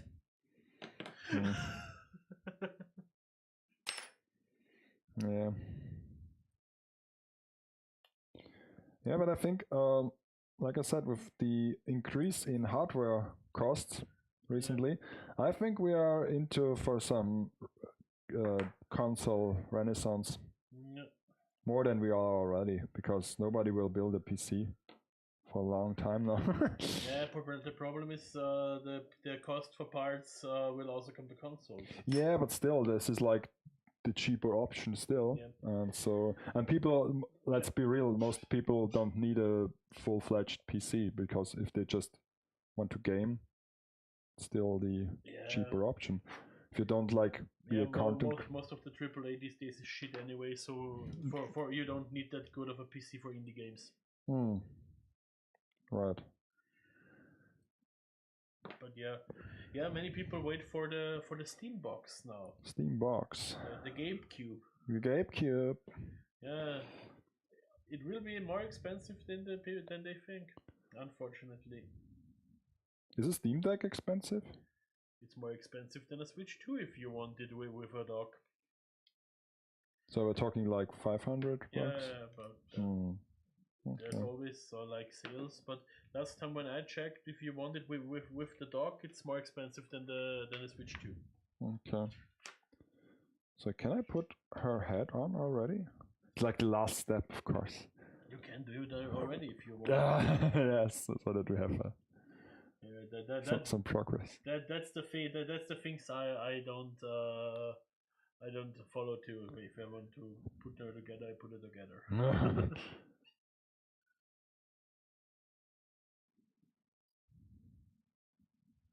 Looks nice. Pride and accomplishment. Pride and accomplishment. Yeah. Okay. So I can let this rest over here so we can still see the parts. Okay, so should I start with the hands? Or should we call it a day? I guess I will make the two hands and then call it a day. Okay. I mean, I guess you won't finish that either today. I guess I will finish it at home. Yeah. I mean, got some homework to do. You know how I am. Yeah. It doesn't leave its grip until I'm done. They rip and tear until it is done. So I have to build this 2 times, I guess. Yeah. Oh. Okay. Then the sleeves on both sides. Okay, just that's her tablet. Okay. Oh, it's a bit. That needs a bit of love. The tablet. Yeah. Doesn't it come with a sticker for the tablet? No, I didn't see one. Okay. I didn't see one. I mean, there are the decals. No sticker. Yeah. Nothing you can print yourself. Yeah, sure. Let's see, I want to finish one arm at least.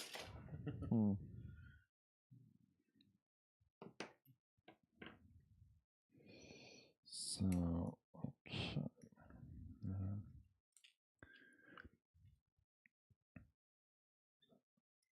So, but the thing about the Steam Deck is that you still can cross-play your games on PC. Yeah. If you have a Steam account. Yeah. Oh. Because it's just your Steam account. Okay. The other thing is that it isn't guaranteed that every game will run on it. Yeah, sure, because there is a large variety of like titles. Yep, that's the same thing. The same problem I have with PC gaming overall. Is it still that bad? Is it still that bad? The thing is, I'm incredibly jaded when it comes to PC gaming, and I admit that because I had so many bad experiences with it. Even since the first PC I ever got as a kid, and yeah, that kind of colored my experience with PC gaming since then. Okay. I still can remember. So here comes the flashback. No, when I got my first PC, my uncle built it back in the day, and I got it for Christmas. and I got a whole stack of those big box games back in the day. You know, Sim City, Sim Earth, Sim Life, all those simulation games and stuff like that. I was really excited about. No, not a single one worked on the PC I got. Okay. Not a single one. Not a single The one. only game I ever got to run on that PC was a commercial game for Bank Austria. That was a point and click adventure. Really? It was the only game I had. Hmm. And I had to look at the boxes of all the games I couldn't play. Yeah, I mean, I guess it's still a bit this way today.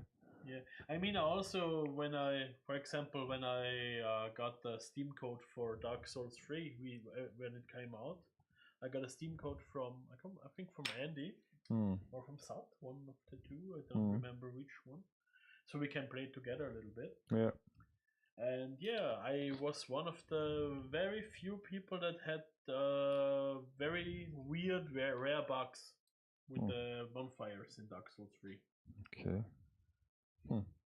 I mean, yeah, but that's the thing I don't like about PC gaming. It feels to me every time it feels like, okay, I installed it.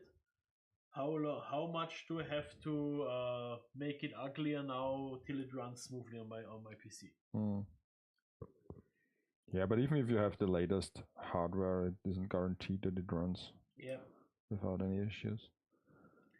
Yeah, it's also always at least 2 hours of googling and troubleshooting before you can play it properly. At least in my case. Which is strange because like the whole components in the PC, they are like so streamlined these days. Yeah. With like so less variety because basically everyone drives the same setup. No. I don't know why this is still a thing, but and also the consoles. I guess it's not that hard to build games for console these days. Yeah. Because basically they are just PC architecture. That's true. They came closer to PC architecture. So, and I guess nowadays console game crashes also quite often. Not really. Not those that I buy. I mean, or at least they can crash. They can crash. I mean, that's all. That's the thing. It can happen, of course. But the thing I like about console is if it's made well, because you know, if the programming is shit, it doesn't help you. That it's on console.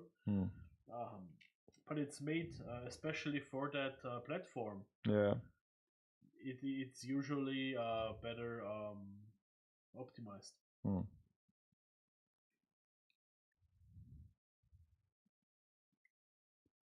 So. Or at least it can be better optimized because the developer know exactly what hardware they have. Yeah, but then of course, like the only thing that keeps PC gaming afloat, I think, is like modding. Yeah. That's true. That and indie games, of course. Yeah. Because many indie games are still only on PC. Yeah. There are some indie games I would love to play, but I always wait for the Switch version. So when they come to Switch, it's I mean, most of the time it's even a physical release. What is? Mostly they first make it digital only, and if it sells well, they make like a physical half a year later, so people like me double dip. For sure. You fell right into that trap. Yeah. But that's okay. I like my physical copies of stuff because then no one can take it away from me except for actually breaking into my apartment. No. I mean, yeah, it's like funny because in this regard we are like the total opposite of spectrums. Yeah. because I don't really like a physical media collection. Yeah, but my thing is with physical media, I enjoy owning the things I buy. Yeah, I mean, I get your point. Really, I know that feeling, and I enjoy like collecting things as well and displaying them. But then again, like when I think to the hopefully not near future, but when I think to the future, and like for example, like my parents, what they have on like physical media in their home, Yeah. And it's a bit annoying because it's like, yeah, sometimes I have to get rid of this or like care about this. It's like a bit messy, and yeah, so I don't know. I mean, I get you. I'm just talking about my Sure. my purchases. Yeah. I don't like to give them money for something that I can't touch, and something they can take away from me anytime. Well, it's still, people don't want to hear it, but it's still the truth. One day, Steam will shut down, and then your library is gone. Is there a possibility? I mean, It's a possibility for everything. there's a possibility for everything. But still, with all the recent games, they always have such a big online factor to it. So even if the platform is still around, if the servers shut down for this thing, you can't. That's why really why we had the Stop Killing Games thing. Did you? No. Oh, that was a big what do you call it? Like a movement. Yeah, like a campaign in Europe. Okay, in Europe. In Europe, especially because they, with European law, you can actually fight it, because for example, I think the main example was The Crew. That was like a racing game. Yeah, I remember. You know, where they, when they took down the servers, the game basically became a coaster. You couldn't play it anymore at all. Yeah, sure. Like with all those online competitive, like. Yeah, and stop. As long as they make money, they stay on the air. So that's why like Fortnite is still a thing. But when they shut down the servers, you can. Yeah, the Stop Killing Games. It was I also signed it. And it just said that when the people that made the games end the service themselves, okay, they have to provide some form of possibility that you can still play it. They have to provide the possibility. You can not even like public like release the source code. So that's one thing they could okay. do. Okay, so that some people can host private servers. You know, okay. Exactly. So they don't have to provide for. And they have to provide the source code then, which the big companies also don't want to do. Of course.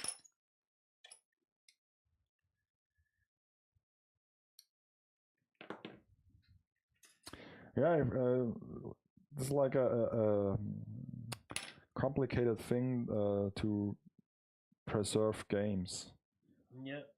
It's quite hard. I mean, it's complicated for modern games because you can preserve old games perfectly fine if they have a physical release. Even then, they will at some point get unplayable because there's like things like disk rot and stuff like this. That's true. And so with like books, we had it pretty easy, to preserve books. Yeah, but you can also with disk rot, you can make a copy, copy and a copy and a copy. But yeah, it takes effort. Yeah. And not only it takes effort, but also okay. Now we have the hand parts. Basically, tells us 20 different times that the parts with the friction has to go into the hand and not the other way around. Yeah, but yeah, well, those are all the same parts. I mean, one big reason why I'm so against those digital only future thing. One of the big things they told us when they started digital distribution, yes, It gets cheaper. it will get cheaper because we don't have to buy for producing the physical games. And what happened? Nothing got cheaper. I mean, you could make the argument that it would be even more expensive if we still had to like produce cartridges. But then again, you look at something like the Switch, where basically they still use cartridges. It's just that when if the same game isn't cheaper digital, then where did the money go? You know. Where did it go? In the pocket of the CEOs, of course. Where else? Maybe. Come on. Okay, now it is. Okay.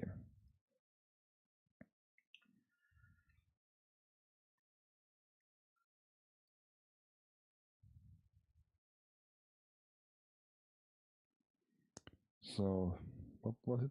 Total. Okay.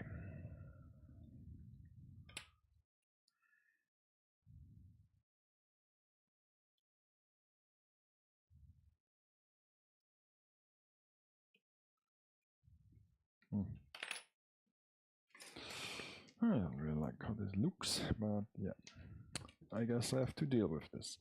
So now I can choose a hand part. They all look pretty. Where is my scissor?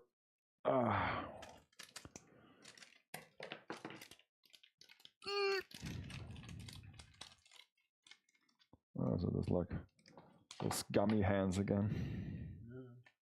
They're a bit softer. Yeah, so you don't snap the little fingers. But the hair was no problem. So I can nip this away.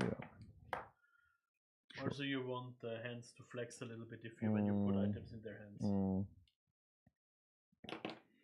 Sure. Oh, it's really nice. So this is like the... What arm is it? Is it the right arm? I don't know. Does it even matter? Okay, so I guess it's... No. Well, let's see.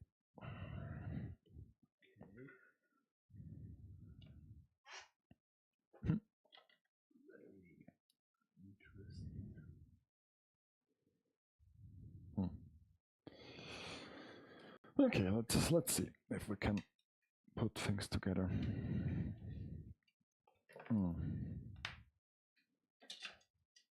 So, okay, so now I have to leave for a moment. Oh god, standing up. That's one of the arms. One of the arms? That's it's pretty big. It's basically... Yeah, it's basically the same size. So I muted myself.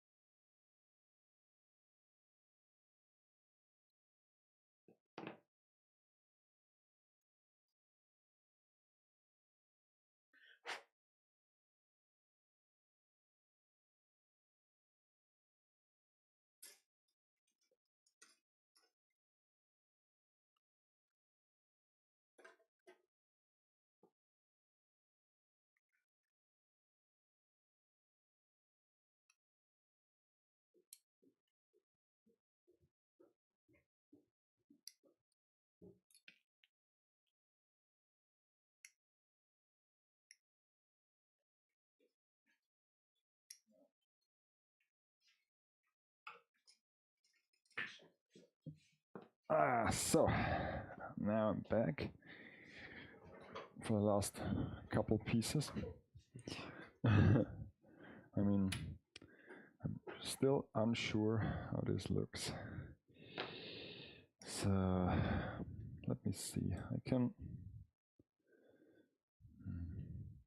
Does it really matter how I guess it does.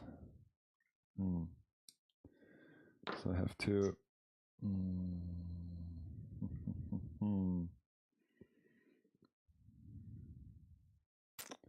Guess I did it the wrong way. Okay. So I guess I have to pry this open. So either I put it on silent and it's yeah, because it's a weather thing. Okay. So what's going on with the weather? Winter mix. Winter mix? Yeah. It's like snow and rain.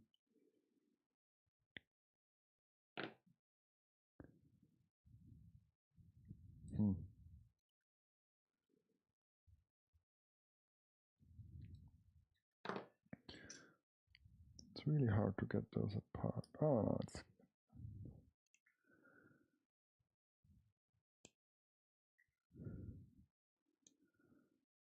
okay.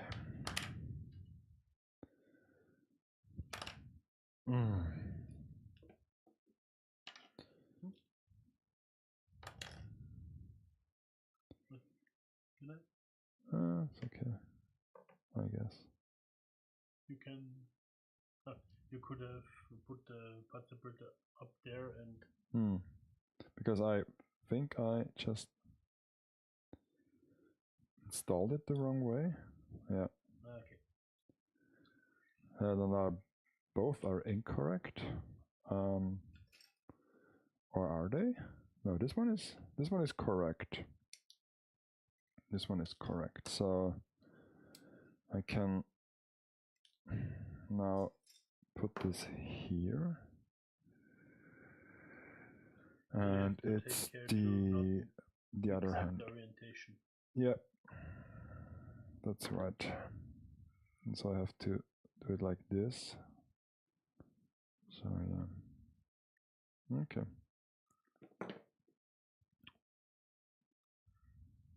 So this arm goes here.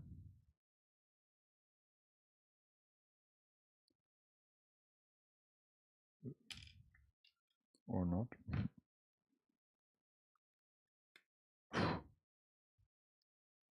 have to get used to this level of force you need to apply something.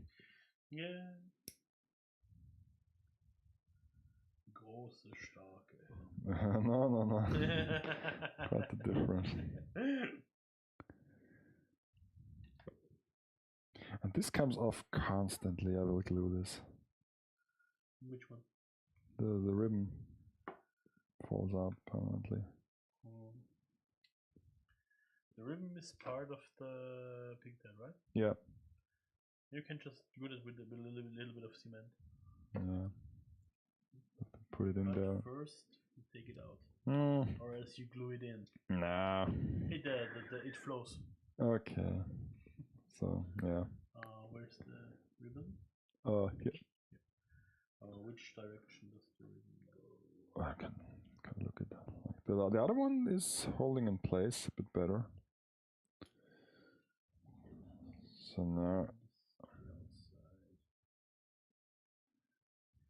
But the ribbon is another material. I don't know if that. Yeah, it's a bit softer. Yeah.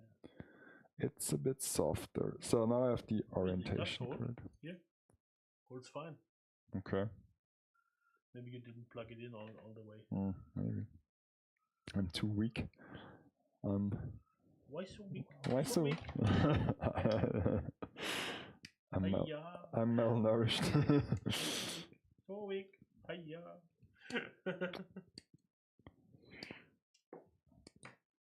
Actually, about the cooking, tomorrow we'll cook the Schwabentopf. Schwabentopf? Yeah.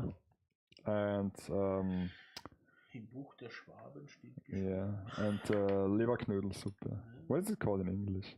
Is there English name for this dish? Like liver dumplings. Liver dumplings. Huh, yeah, sounds about right.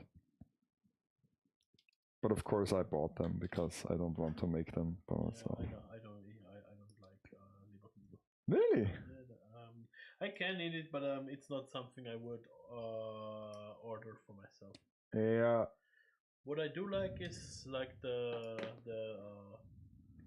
Grießnockel? no. I mean, I can eat liver. I like, for example, like fried chicken liver. If you bread it. So panierte Hühnerleber. Also gebackene Hühnerleber mag ich ganz gern. Yeah, it's a nice thing, but still it's a pain to make, so... Yeah, I really hate cleaning the liver. That's such a messy job. Mm. You have to cut out all the sinews and shit.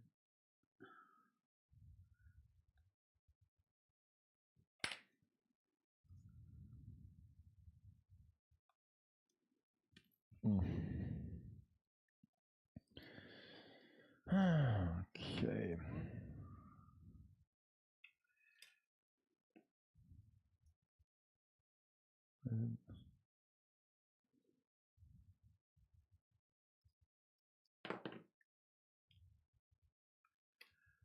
Actually getting annoyed that the phone doesn't shut up.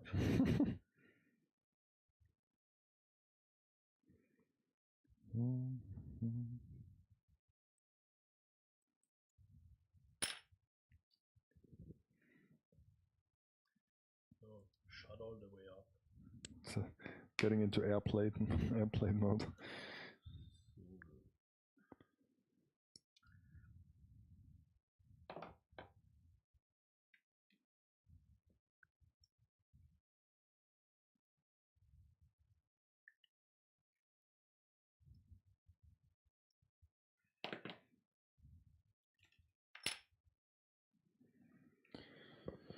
Okay, so last few parts.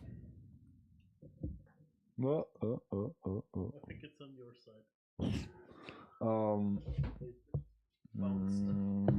Yep. Yeah, I see it. Oh no. Okay.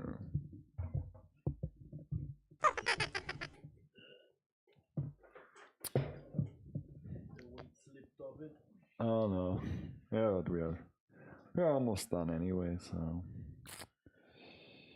Okay.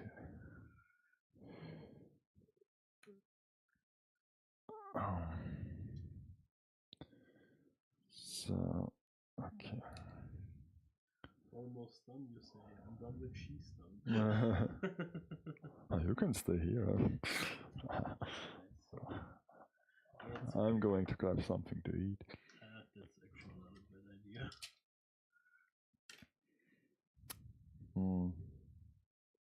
Let me just finish the second arm quick. Only a few pieces left.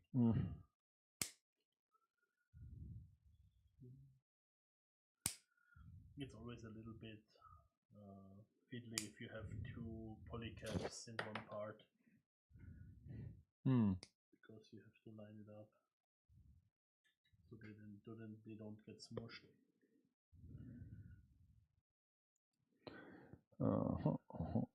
Sometimes it helps if you put one each in each half. Oh.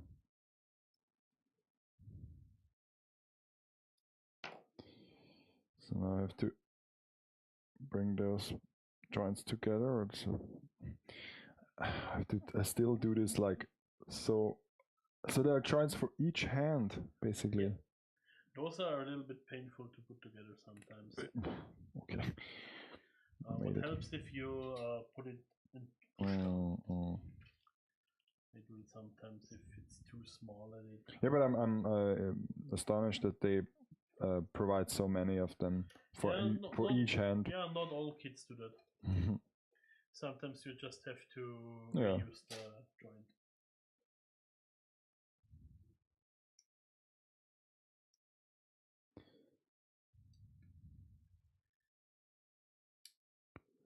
Okay, so this is the second arm that is now completed.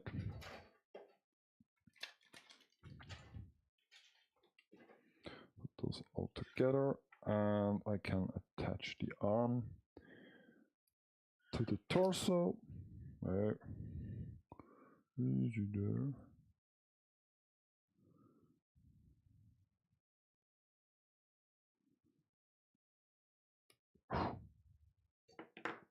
Scary, scary.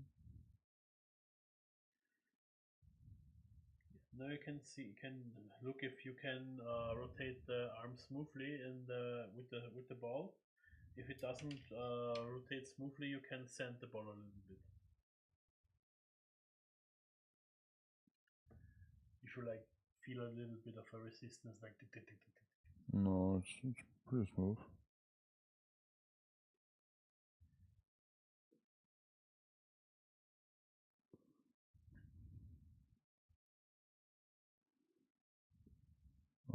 It's pretty smooth.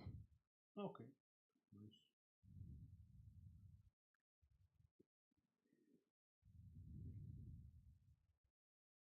Damn it, and I missed the part. Ah! I hate it. So the only thing I don't like is how this looks here. I guess I will just try to open this again and clean it a bit.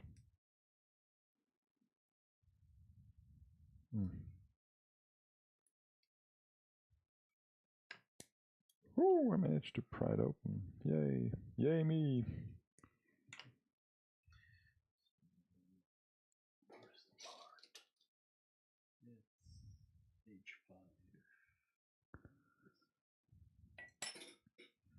So a bit of water, I can clean it. Yeah, this looks so much better now.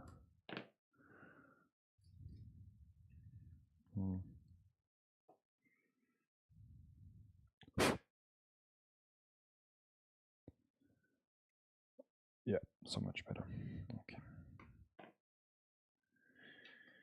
I can just put back on the arm. And yeah. There we have it.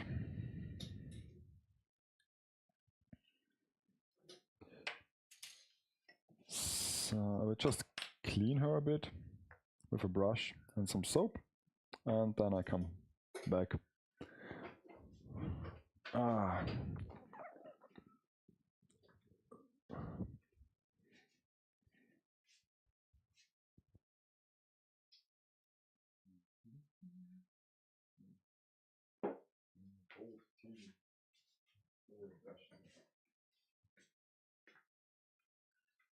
Este. It's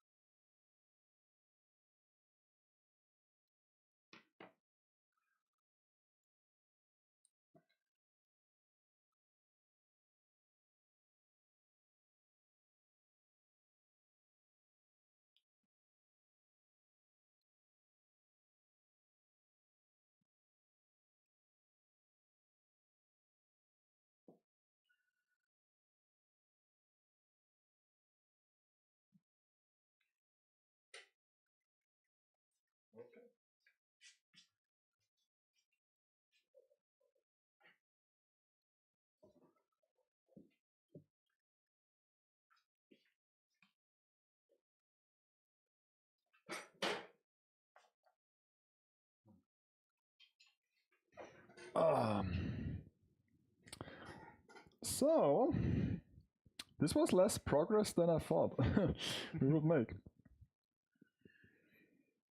Even you take it nice and slowly. Is it a complicated build? It's a little bit. It's really delicate pieces. Okay. Not really that complicated. I mean, you see, when we saw the manual, we thought, oh, okay, that's Yeah. But it's often this, if the manual is like only a few pages, then they have to put all the information into just a few pictures. And so, yeah. It's like when you got those like doll houses from China, where it's like just a folded piece of paper and there's everything in there. And you have to basically figure it out by your own. Draw a circle. Draw the rest of the fucking owl. Yeah. That's right.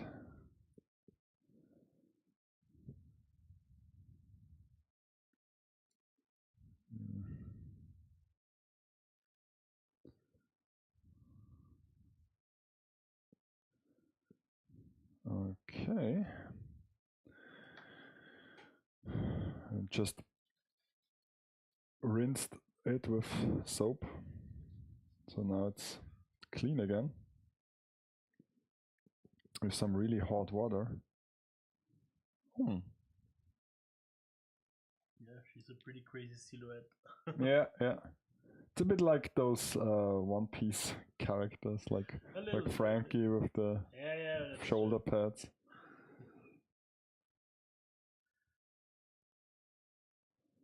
So how does it look? The well. Let me hold it. Oh. Very cute. Yeah, it's a good Emma. That's a good Emma.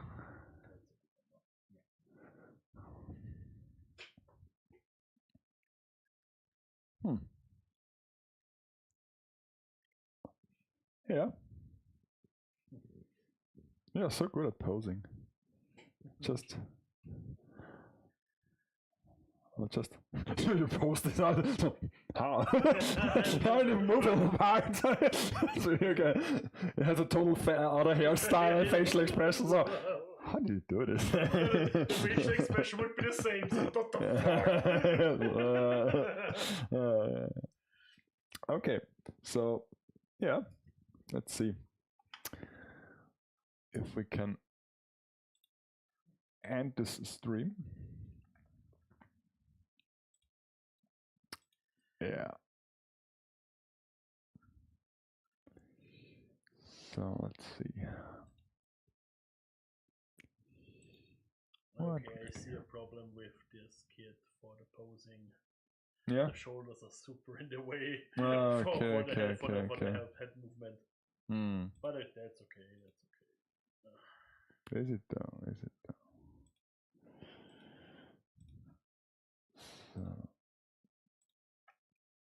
Okay, so yeah, I have my buns, not to forget the buns, and I have this piece I accidentally nipped out. So the rest goes back into the package. Then I also have to store those, because maybe I have to dissolve them. Oh, there's one. Is this a strain of hair that broke loose? No, it's just, no, it's from the runner.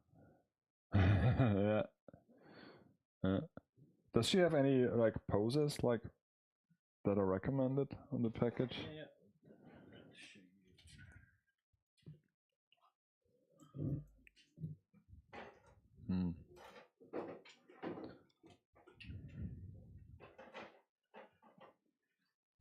Oh, okay. Multicolor kits, action. Yeah, sure. Oh, there's still a bit of work to do. Yeah, the legs and the lens. Yeah. Okay. Oh shit. Did you break something? No, I pulled out the piece that I actually glued. Really? So, I didn't apply enough glue. Oh, no. Okay. Because these are supposed to be glued, these shoulder parts. Okay. Oh well. Let's put them back in. Yeah. I'm really worried that I snap something or that something on the head snaps in transport. Yeah, okay, now that it will be all right. Trust me. Hopefully. Yeah. So, okay, let me switch the camera. So, okay, this was a surprise build stream. Yep. Maybe we can do this once a month. Yeah, sure. I I'm up guess. for it. Yeah, once a month sounds good. And I will try to come up with a small recap of the month each time. Yeah, if I know it, I will keep some stuff in my backlog for builds. Okay, yeah.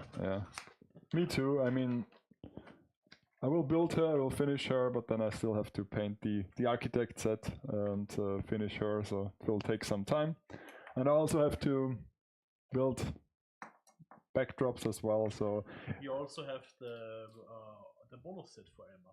Yeah, right, that's right. Is there something to build there? I think a little bit. Like those angel and devil figures, maybe like two, 3 separate parts. This stuff you can get out of it right now is you have more facial expressions for him. Yeah, really, yeah.